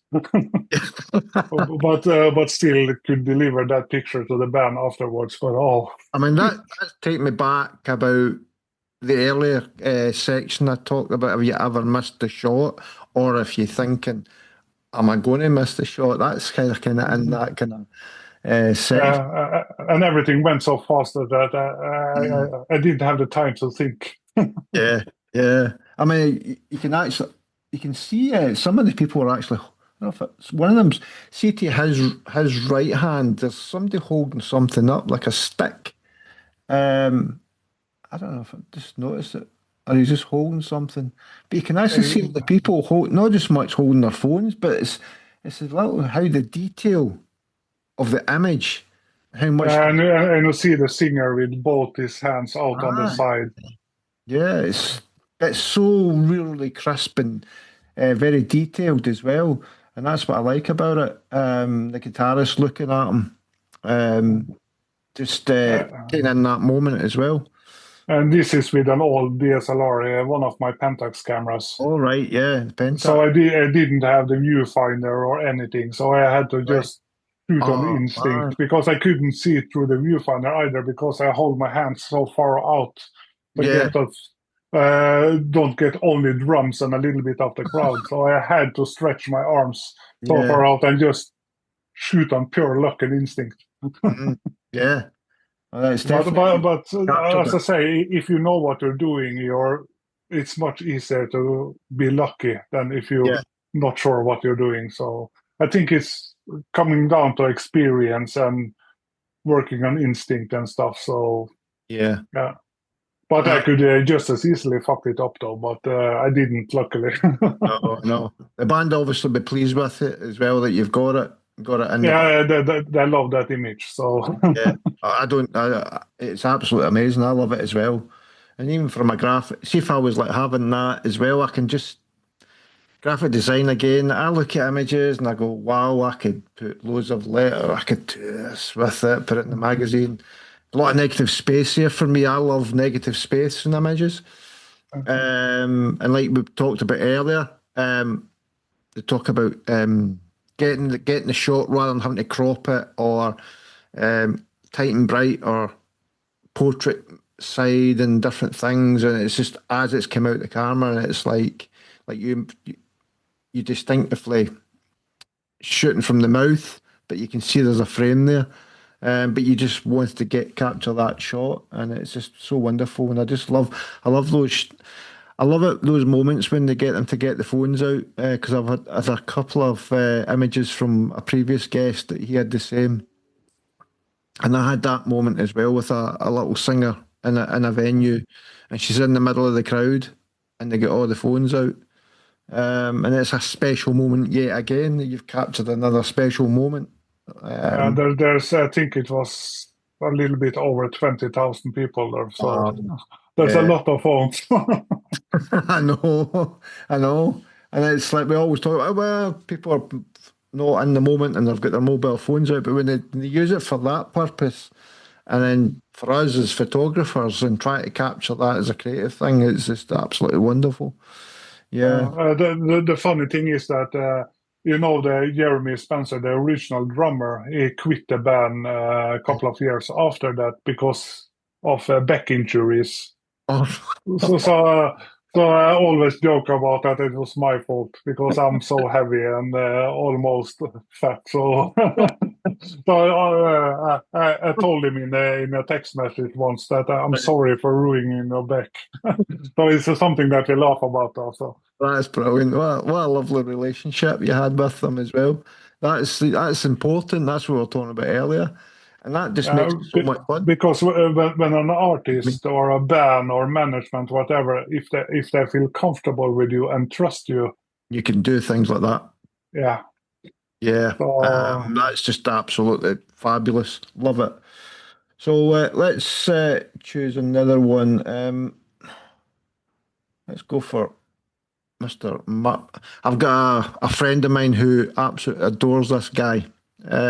She'll love this. Marlon um, Manson. uh, yeah, the funny thing about Marilyn Manson is a weird dude, Yeah, yeah.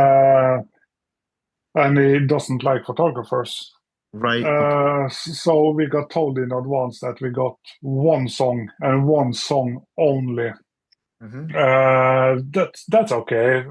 3.5, 4 minutes. You get what you need because Yeah. one of my number one rules I always tell everybody: get the pictures you need Mm-hmm. in the first song. Right.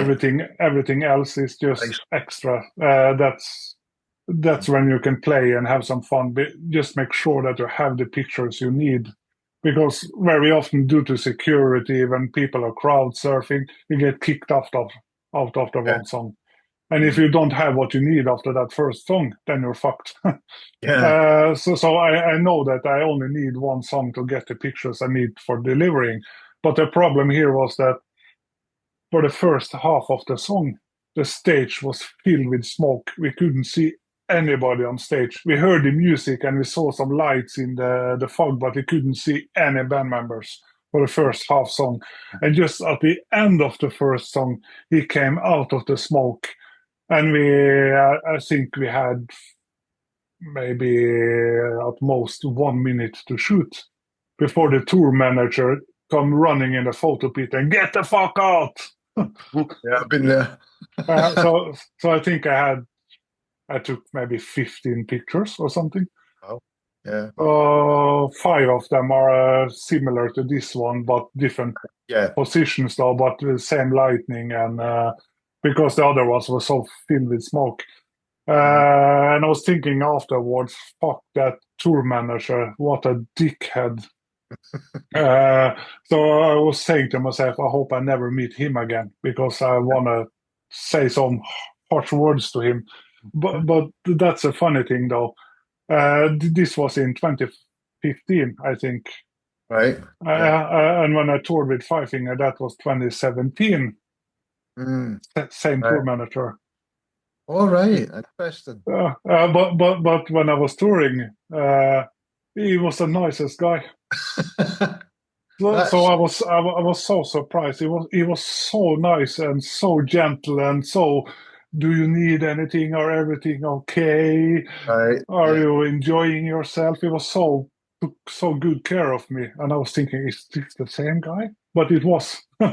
So I think that you always have to have in mind, if a tour manager or something seem a bit annoyed and stressed out, it's not him as a person. That's right. It's the artist he works for. Yeah, he's looking after his client and his artist. Yeah. I have to tell you one funny thing about this picture.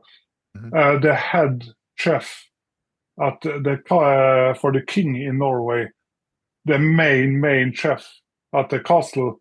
He bought that picture of me. Wow. So I think that's cool. So the main chef for the king has my picture on his wall. Well, that is super cool. That's royalty. Yeah, so I just had to mention it because I just remember it. Sorry. Don't do my bow.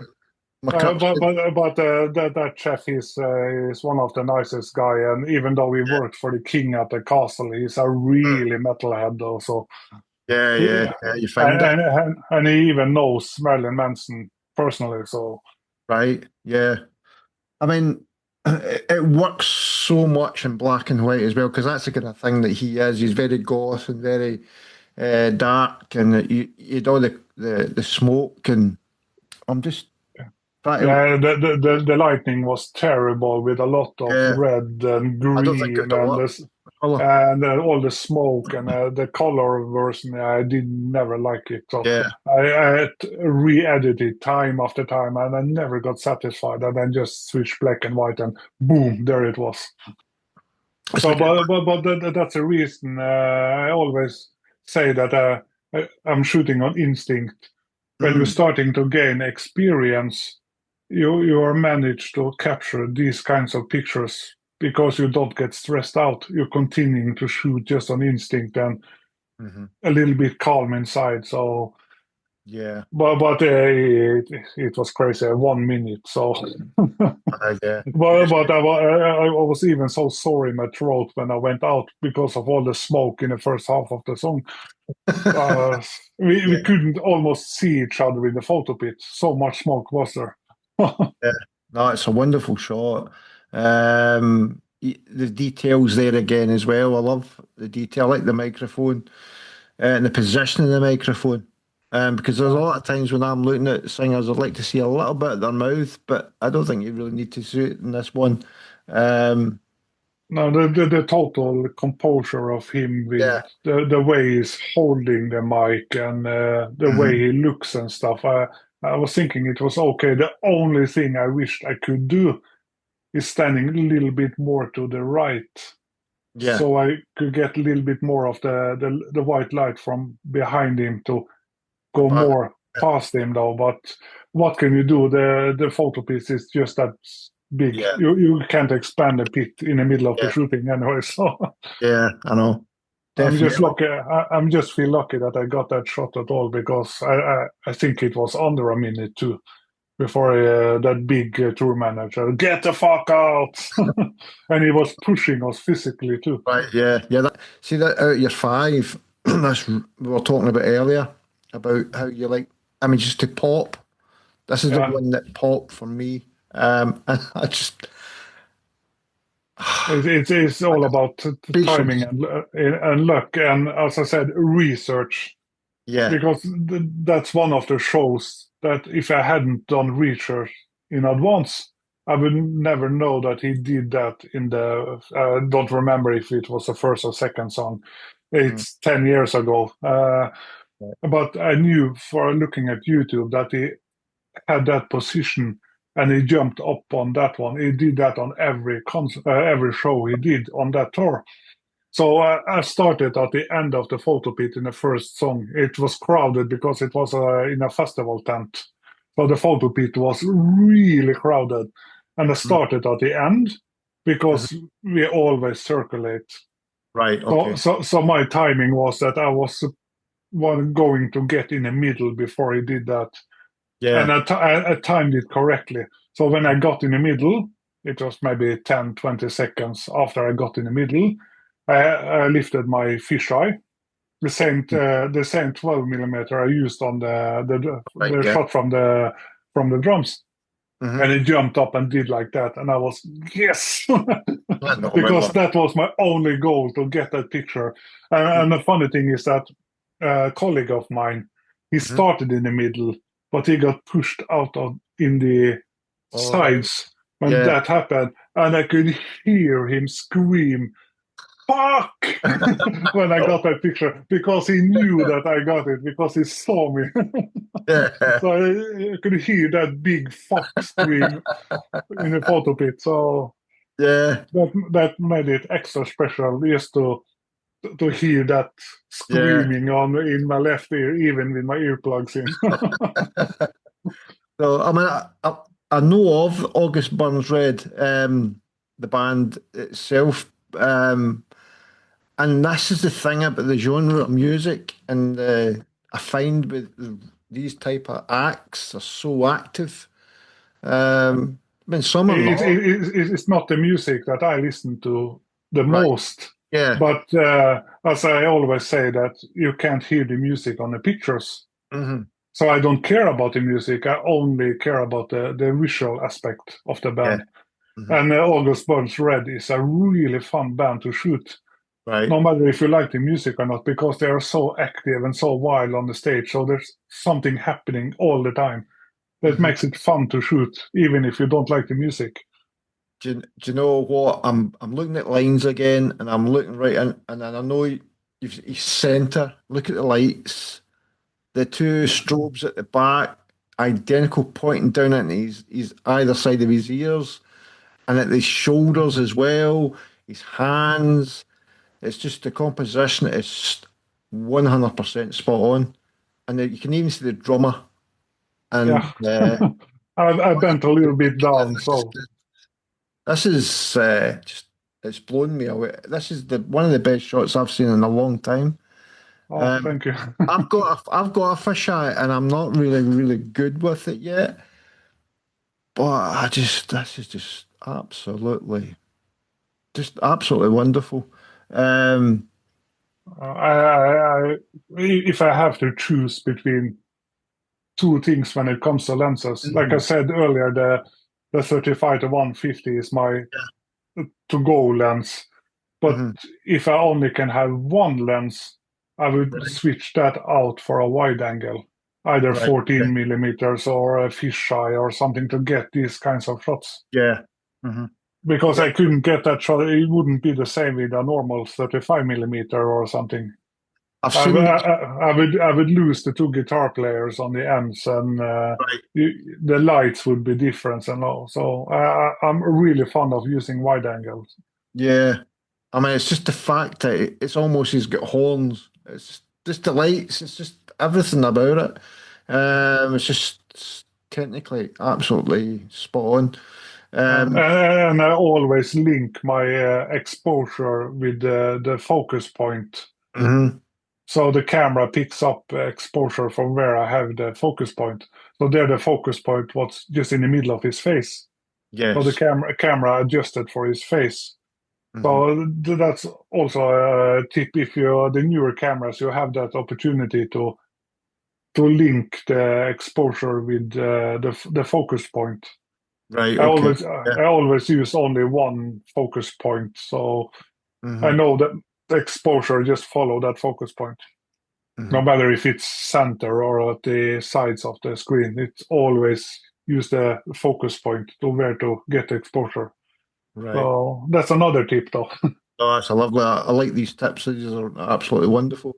All the I'm not sure if all the DSLRs have that Yeah. possibility. Pentax had. I'm not sure about Nikon, but the newer cameras, all the mirrorless cameras, have that option in the menu. Just link those two together. It makes your day a lot easier. All right. Yeah. I'll have to have a look at that myself. I'm going to go through the settings. I've had a, a massive play with this my own camera. Um, but yeah, this is just absolutely amazing. I love this shot out the most them all. I love Because the stories behind them. this is a rock and roll shot, Oh, and definitely. Yeah, yeah. And again, it's a bit like your previous one, um, that just capturing a moment that through research as well. But I'm sure the band would have loved that one as well. And as much as anyone that's fallen, the band as well. What I find as well, if you take a picture of a band like this and you put it up, you end up getting a lot of their fans following you. I've noticed, and they'll be just screenshotting that, and you'll be thinking I'll be nicking this picture and I'll be putting this up my wall. But uh, oh, absolutely wonderful. Um, and that's the thing that a few of the questions that I've got around these five when mentioned was it instinct or planned, and obviously, yeah, you knew about it, but it's about knowing the timing and getting the opportunity. Like you said, there was a colleague there and he get pushed aside. And uh, if the pit's massive and or it's busy, you've got and you're like, oh, I need to get that. I know about that shot. I can't get there. What do you need to do? But you have to be polite with a lot of people, and some people stand in the one position they don't move, which happens. I find that annoying. Yes, but I just love all those images. Really good choices. Lovely stories. Made me laugh. I just love that. That's how we love it so much, and it's like one of the questions I'll be asking you later on in the section reflection. But no, yeah, absolutely brilliant. We're just going to go into the next section. It's called the industry, and we touched on it earlier on. About how things are changing. Wonderful. So anyway, the next section is about the industry, and it's all about how music photography is changing and how access has changed. What's your feelings on the industry at the moment, or the past, or have you seen many changes in the future for it? I feel that it's moving in the wrong direction. Right, yeah, I think you're not the Uh, one that's been saying that every time I've asked a question. yeah, because after COVID, the venues are different, management are different, the bands are behaving different. And I think during COVID, there was a lot of new photographers that were starting to make their blogs and everything, and got their foot in. And I feel there's too many. It's Yeah. too easy to just start a music magazine and to get access to bands and stuff. And they're getting younger and younger. And some things that I don't like, it's down to of my age and experience and how I always have photographed. Because I'm also struggling with how the new photographers are approaching this game, or what I should call it, though. Because, as I said earlier, they're using star filters and glass balls and to make artsy stuff, and I can never understand it. They're missing the point with music photography. Yeah. Yeah. Their head is more into making art and cool stuff than documenting what people see. Yeah.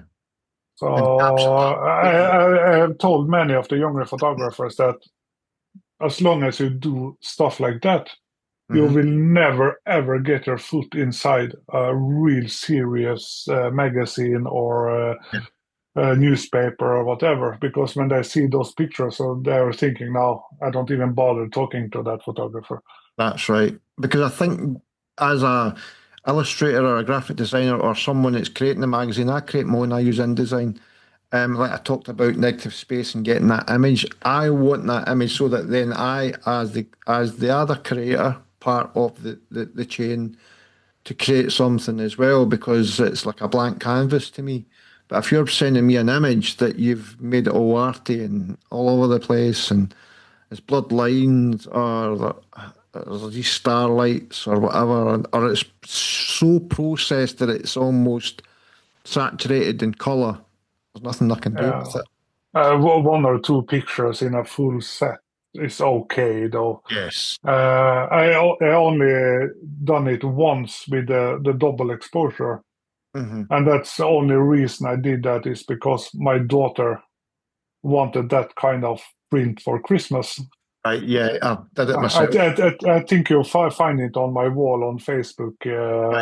It's Ghost. Ghost, well, there we go. So yeah, that's why I mentioned it. Though that's the only time I done it. I never delivered it somewhere. I just made it so my daughter could have a print for Christmas because she really wanted that picture. So Yeah. that's the only reason, and that's the only picture I've done it with ever. So I think I'm not sure I ever will do another one. So, but that's me. I'm old school, so. Yeah, I'm the same. Yeah, just there's a couple of questions in reflection, but we touched on it earlier. What are you still chasing, and what keeps you coming back? Or are you not chasing anything anymore? It's stupid to compare it to drugs, though. But you know, when you're an adrenaline rush. Like the pictures I got from the drums with the audience, and that Marilyn Manson picture, and that August one, those pictures, but the feeling you get when you see those pictures on your screen. Yeah. You get that warm feeling inside, but yes, fuck, I got it. It's always to get that feeling back. Yes. So, and I always said it from day one. How I function is that if I don't have the joy when I'm doing something, I just quit. Yeah. So the day I don't feel the joy anymore, I just quit on the day. Then I'm never going to a concert again. So that's why I'm taking small breaks sometimes, because I'm struggling to get that good feeling because it's been so much. And then I just sit back and just sit through some concerts and don't take pictures and just be home and just and then it starts slowly to build up again, and I get that feeling, I need a concert again. So, but in my earlier years I couldn't get enough gigs no matter what. But when I've done it for 20 years, you start to get lose the joy more and more. because it start feeling like that deja vu feeling you get sometimes. Yes. Mm-hmm. You don't get the joy, you just get that deja vu feeling. Why do I do this? Mm-hmm. And then just take a break for a couple of weeks or a month or something, and then the joy is back Yeah. because it's like an addiction. That's why I mentioned drugs. It's like addiction. Yeah. If you go too long without, you get that. I need that fix. Yeah. And it's something that I'm going to start doing more of is the portrait on the flash work. Is there anything like that you do, or is it just live stuff? Or certainly the festivals, would you have time to do things like that? Oh, hardly. Uh-huh. Uh, I do. When I worked in Metal Hammer, of course, I had a lot of different shoots with different kind of band, either for the cover or for interview inside. Hmm. But when we did interviews, that was both for Metal Hammer and for Radio Rock. When we did Right. interviews with artists, I always put in a request for just a couple of minutes to do some quick portraits, either of the whole band or the person that we did interview with. So that's why I got a photo shoot with Shinedown. I have done Hailstorm, Right. Slayer, all those kinds of Yeah. people, and Slipknot and stuff like But that. no, So I know. just because Yeah. that's tips for other photographers here. If you work for a magazine or doing pictures or video, whatever, when you're doing an interview, always put in a request for just a couple of minutes for quick pictures for the Right. interview.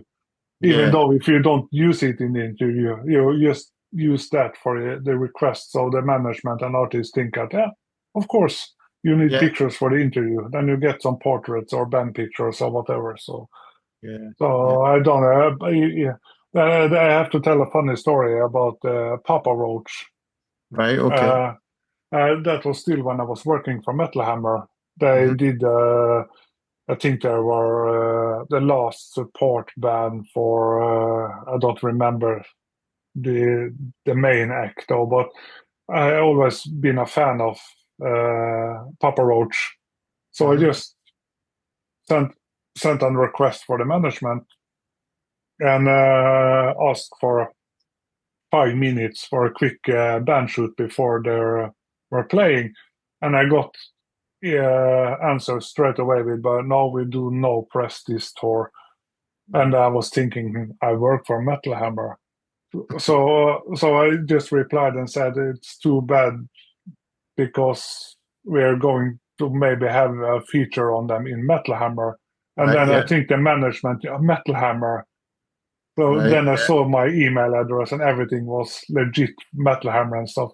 And then suddenly they had a whole hour for me to do photo shoot backstage. Oh wow. So I did portrait pictures, band pictures, and Mm. the band said, "Oh, we have time for more." So every time I was going to stop because I didn't want to waste their time. And Yeah. they said, "No, no, we have more time," and stuff like that.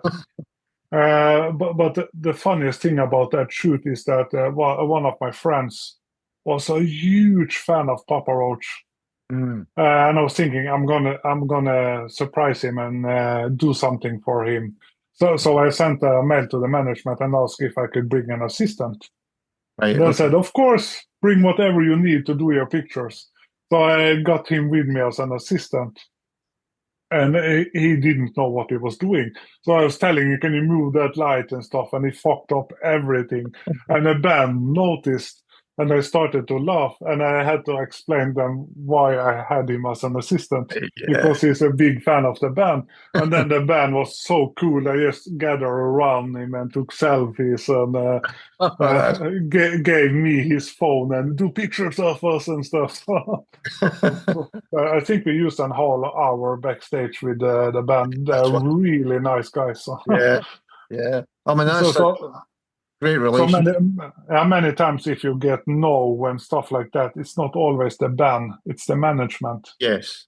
Uh-huh. The bands hardly know. Hmm. So and another funny story is that in 2020, Hmm. then I switched from Metal Hammer to Radio Rock. And we were doing an interview with Sultan from Five Finger when they were coming back to Oslo to play in Oslo Spectrum. So my boss said we want to interview with the band. And I didn't bother with the process with applying and talking with the management. We have our own guy doing that. Yeah. So I didn't bother with anything. I just knew when to meet up, and I knew that I know the guys, and it'd be nice to see them again and stuff like that. And we were waiting in a line in front of the wardrobe of Sultan because there were many medias. He was doing all the interviews that day. Yeah. And I got a text message from him. I said, "Aren't you coming today?" And a lot of questions mark. And then he just came out of his wardrobe and looked, and he saw me, and "Oh, you're here!" And he went in again. And another magazine did a quick interview before it was our time, and they have switched out the management for that tour. But this was the first Europe tour after when I was touring with them. But they switched out almost everybody in the management, so they didn't know me. So the tour manager came to me and said, "It's hard 15 minutes, that's it, not a second over." So really strict with me, and I said, "Okay." And we went into the wardrobe to Sultan and rigged up cameras and started doing interview. And on the second, when it turned 15 minutes, the tour manager came in to break us up, because there were other people that was waiting for interview and stuff. And then Sultan stood up and said, "Hey, this is Kenneth. He's my friend. Get out." So I think the interview went 1 hour and 15 minutes or something. So 1 hour over the time. So the other one has to interview Chris Cale and the other guys because Sultan was busy with us. And then the singer Ivan Moody came in, and we had to really cut down the interview because it went so long, because we were talking and we shared memories from the last tour and make jokes and everything, and it was really nice. So, but it was a good feeling when you heard the band leader tell his tour manager that he's a friend of the band. Yeah. So I'm the boss. I decide how long we're staying. So that was a special feeling, but that's the longest interview I ever done. Oh, I know. It's one of these things where you're so comfortable and you're in the moment and you're enjoying each other's company, and the conversation is just flowing. And that's really good, that the fact that they stuck up for you as well.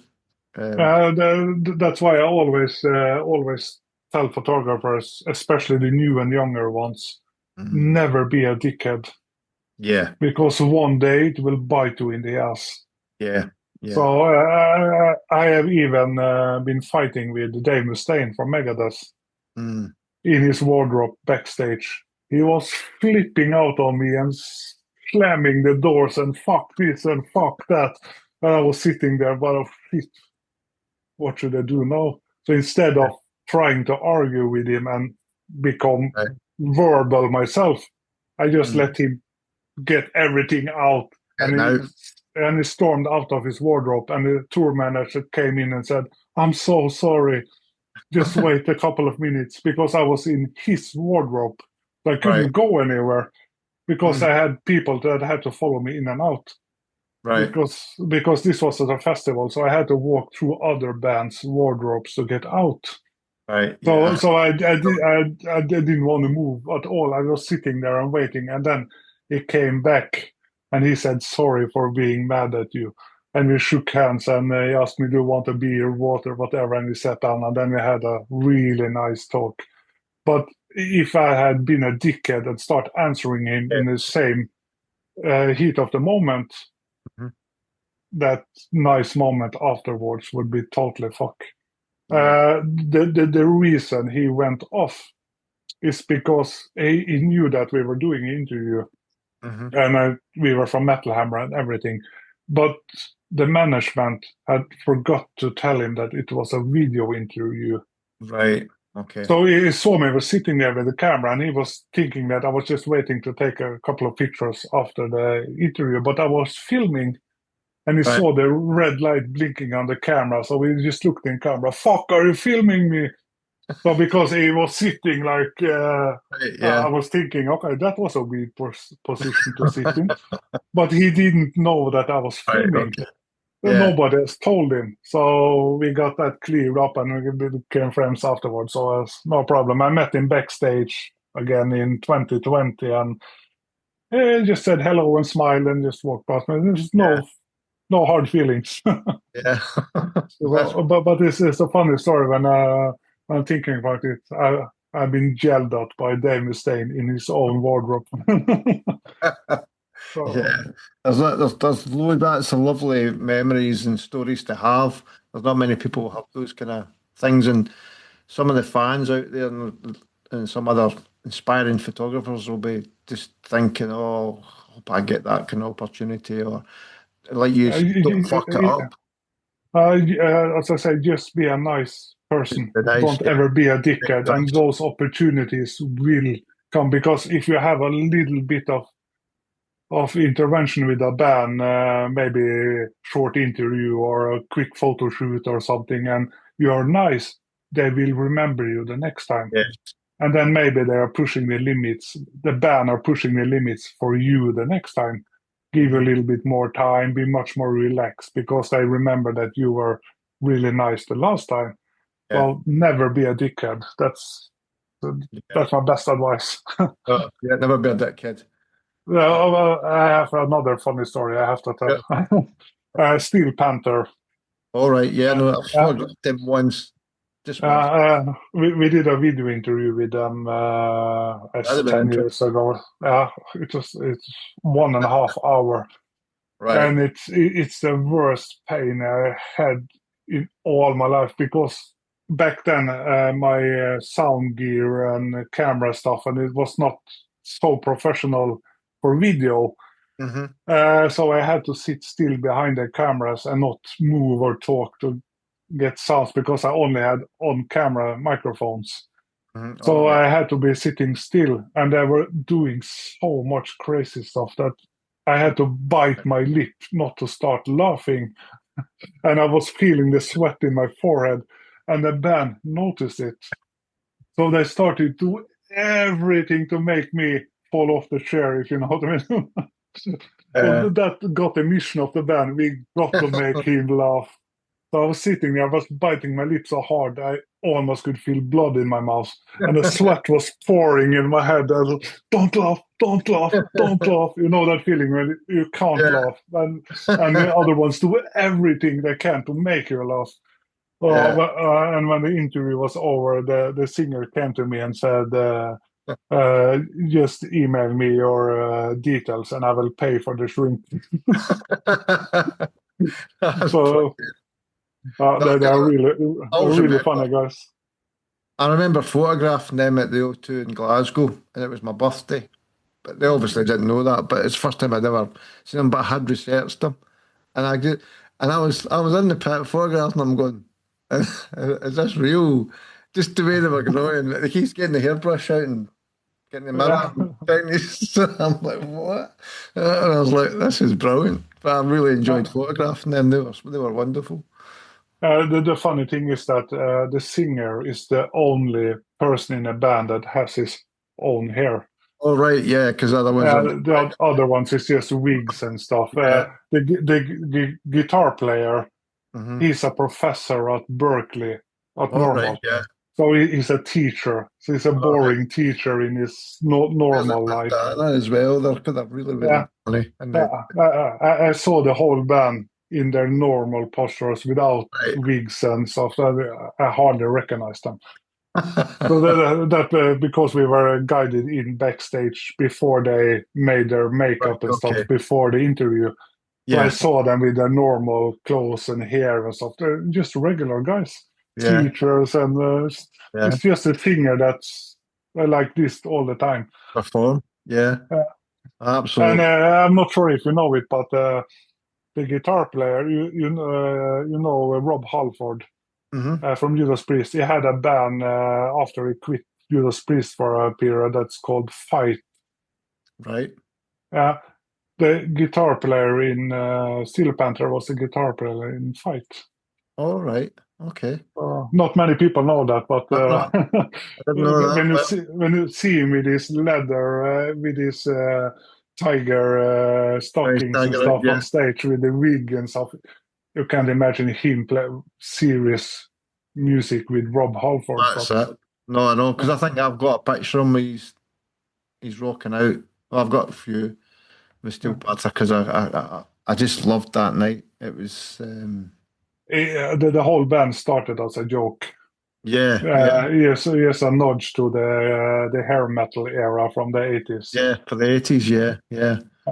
But they're really good musicians. Yeah, they are. It really was really good that night because I wasn't a big fan. I remember watching it and I looked at it. It was on my birthday and I thought, well, I'm going to go to this gig and I'm the house photographer in there. So I just applied and it was absolutely brilliant.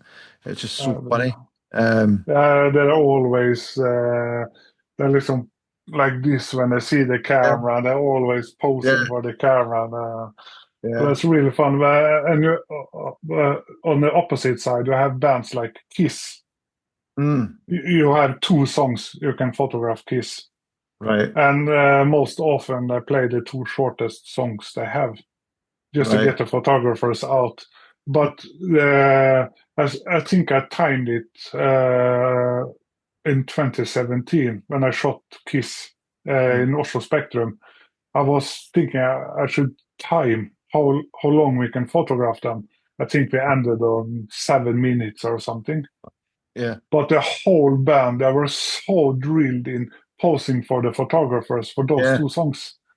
So I think I had 200-300 keepers after that show in 7 minutes because they were switching and turning sides on the stage. So they made sure that every photographer got all of the poses and all of the people in the band and stuff. It was crazy. Yeah. It's like a army, like bang, bang, bang, bang, bang, bang, bang, bang, and get out. And that's that'd be perfect if you knew that's what they would do as well. Because if you're just a young upcoming photographer, you're in the pit and you're thinking, wow, you can see this happening in front of your eyes. But you talk about getting everything in the first song as well, because some songs last 7 minutes or even 3 minutes, if that. So I call it the first song rule. Get what you need the first song. Everything else is just extra. And I'm not sure the English word, but when you want to make £1,000 and you get paid £2,000, that. So everything beside the first song is that extra £1,000. It's a bonus. Bonus. Thank you. Bonus was the word. First song bonus. Rule. Song 2 and 3 are bonus. 100%. But that's pretty much all the little chapters as well for the interview, Kenneth. And thanks again for taking part. Of course, it's my pleasure. So I could talk for 3 more hours. So, I'm the same, and I hope we can talk some more and keep in touch. Thanks again for doing this. I really appreciate it. But we could talk for ages, mate. I'm sure you'll be I keep forgetting you're an hour ahead of me, so it's 9 here, so I'll let you get on. But thanks again for doing this. And we'll keep in touch. Thank you. So I love to talk about this stuff. So it's just a pleasure for me. The stories were wonderful. Your images were wonderful. And like I said, I'll be showing all your images right through the whole interview so everybody can see it. And thanks again. Thank you. And I hope we speak again soon. Yeah, definitely. Thanks, Kenneth. And bye for now. Bye for now. Bye-bye. Speak soon. Bye-bye. Take care. Bye-bye. Bye-bye.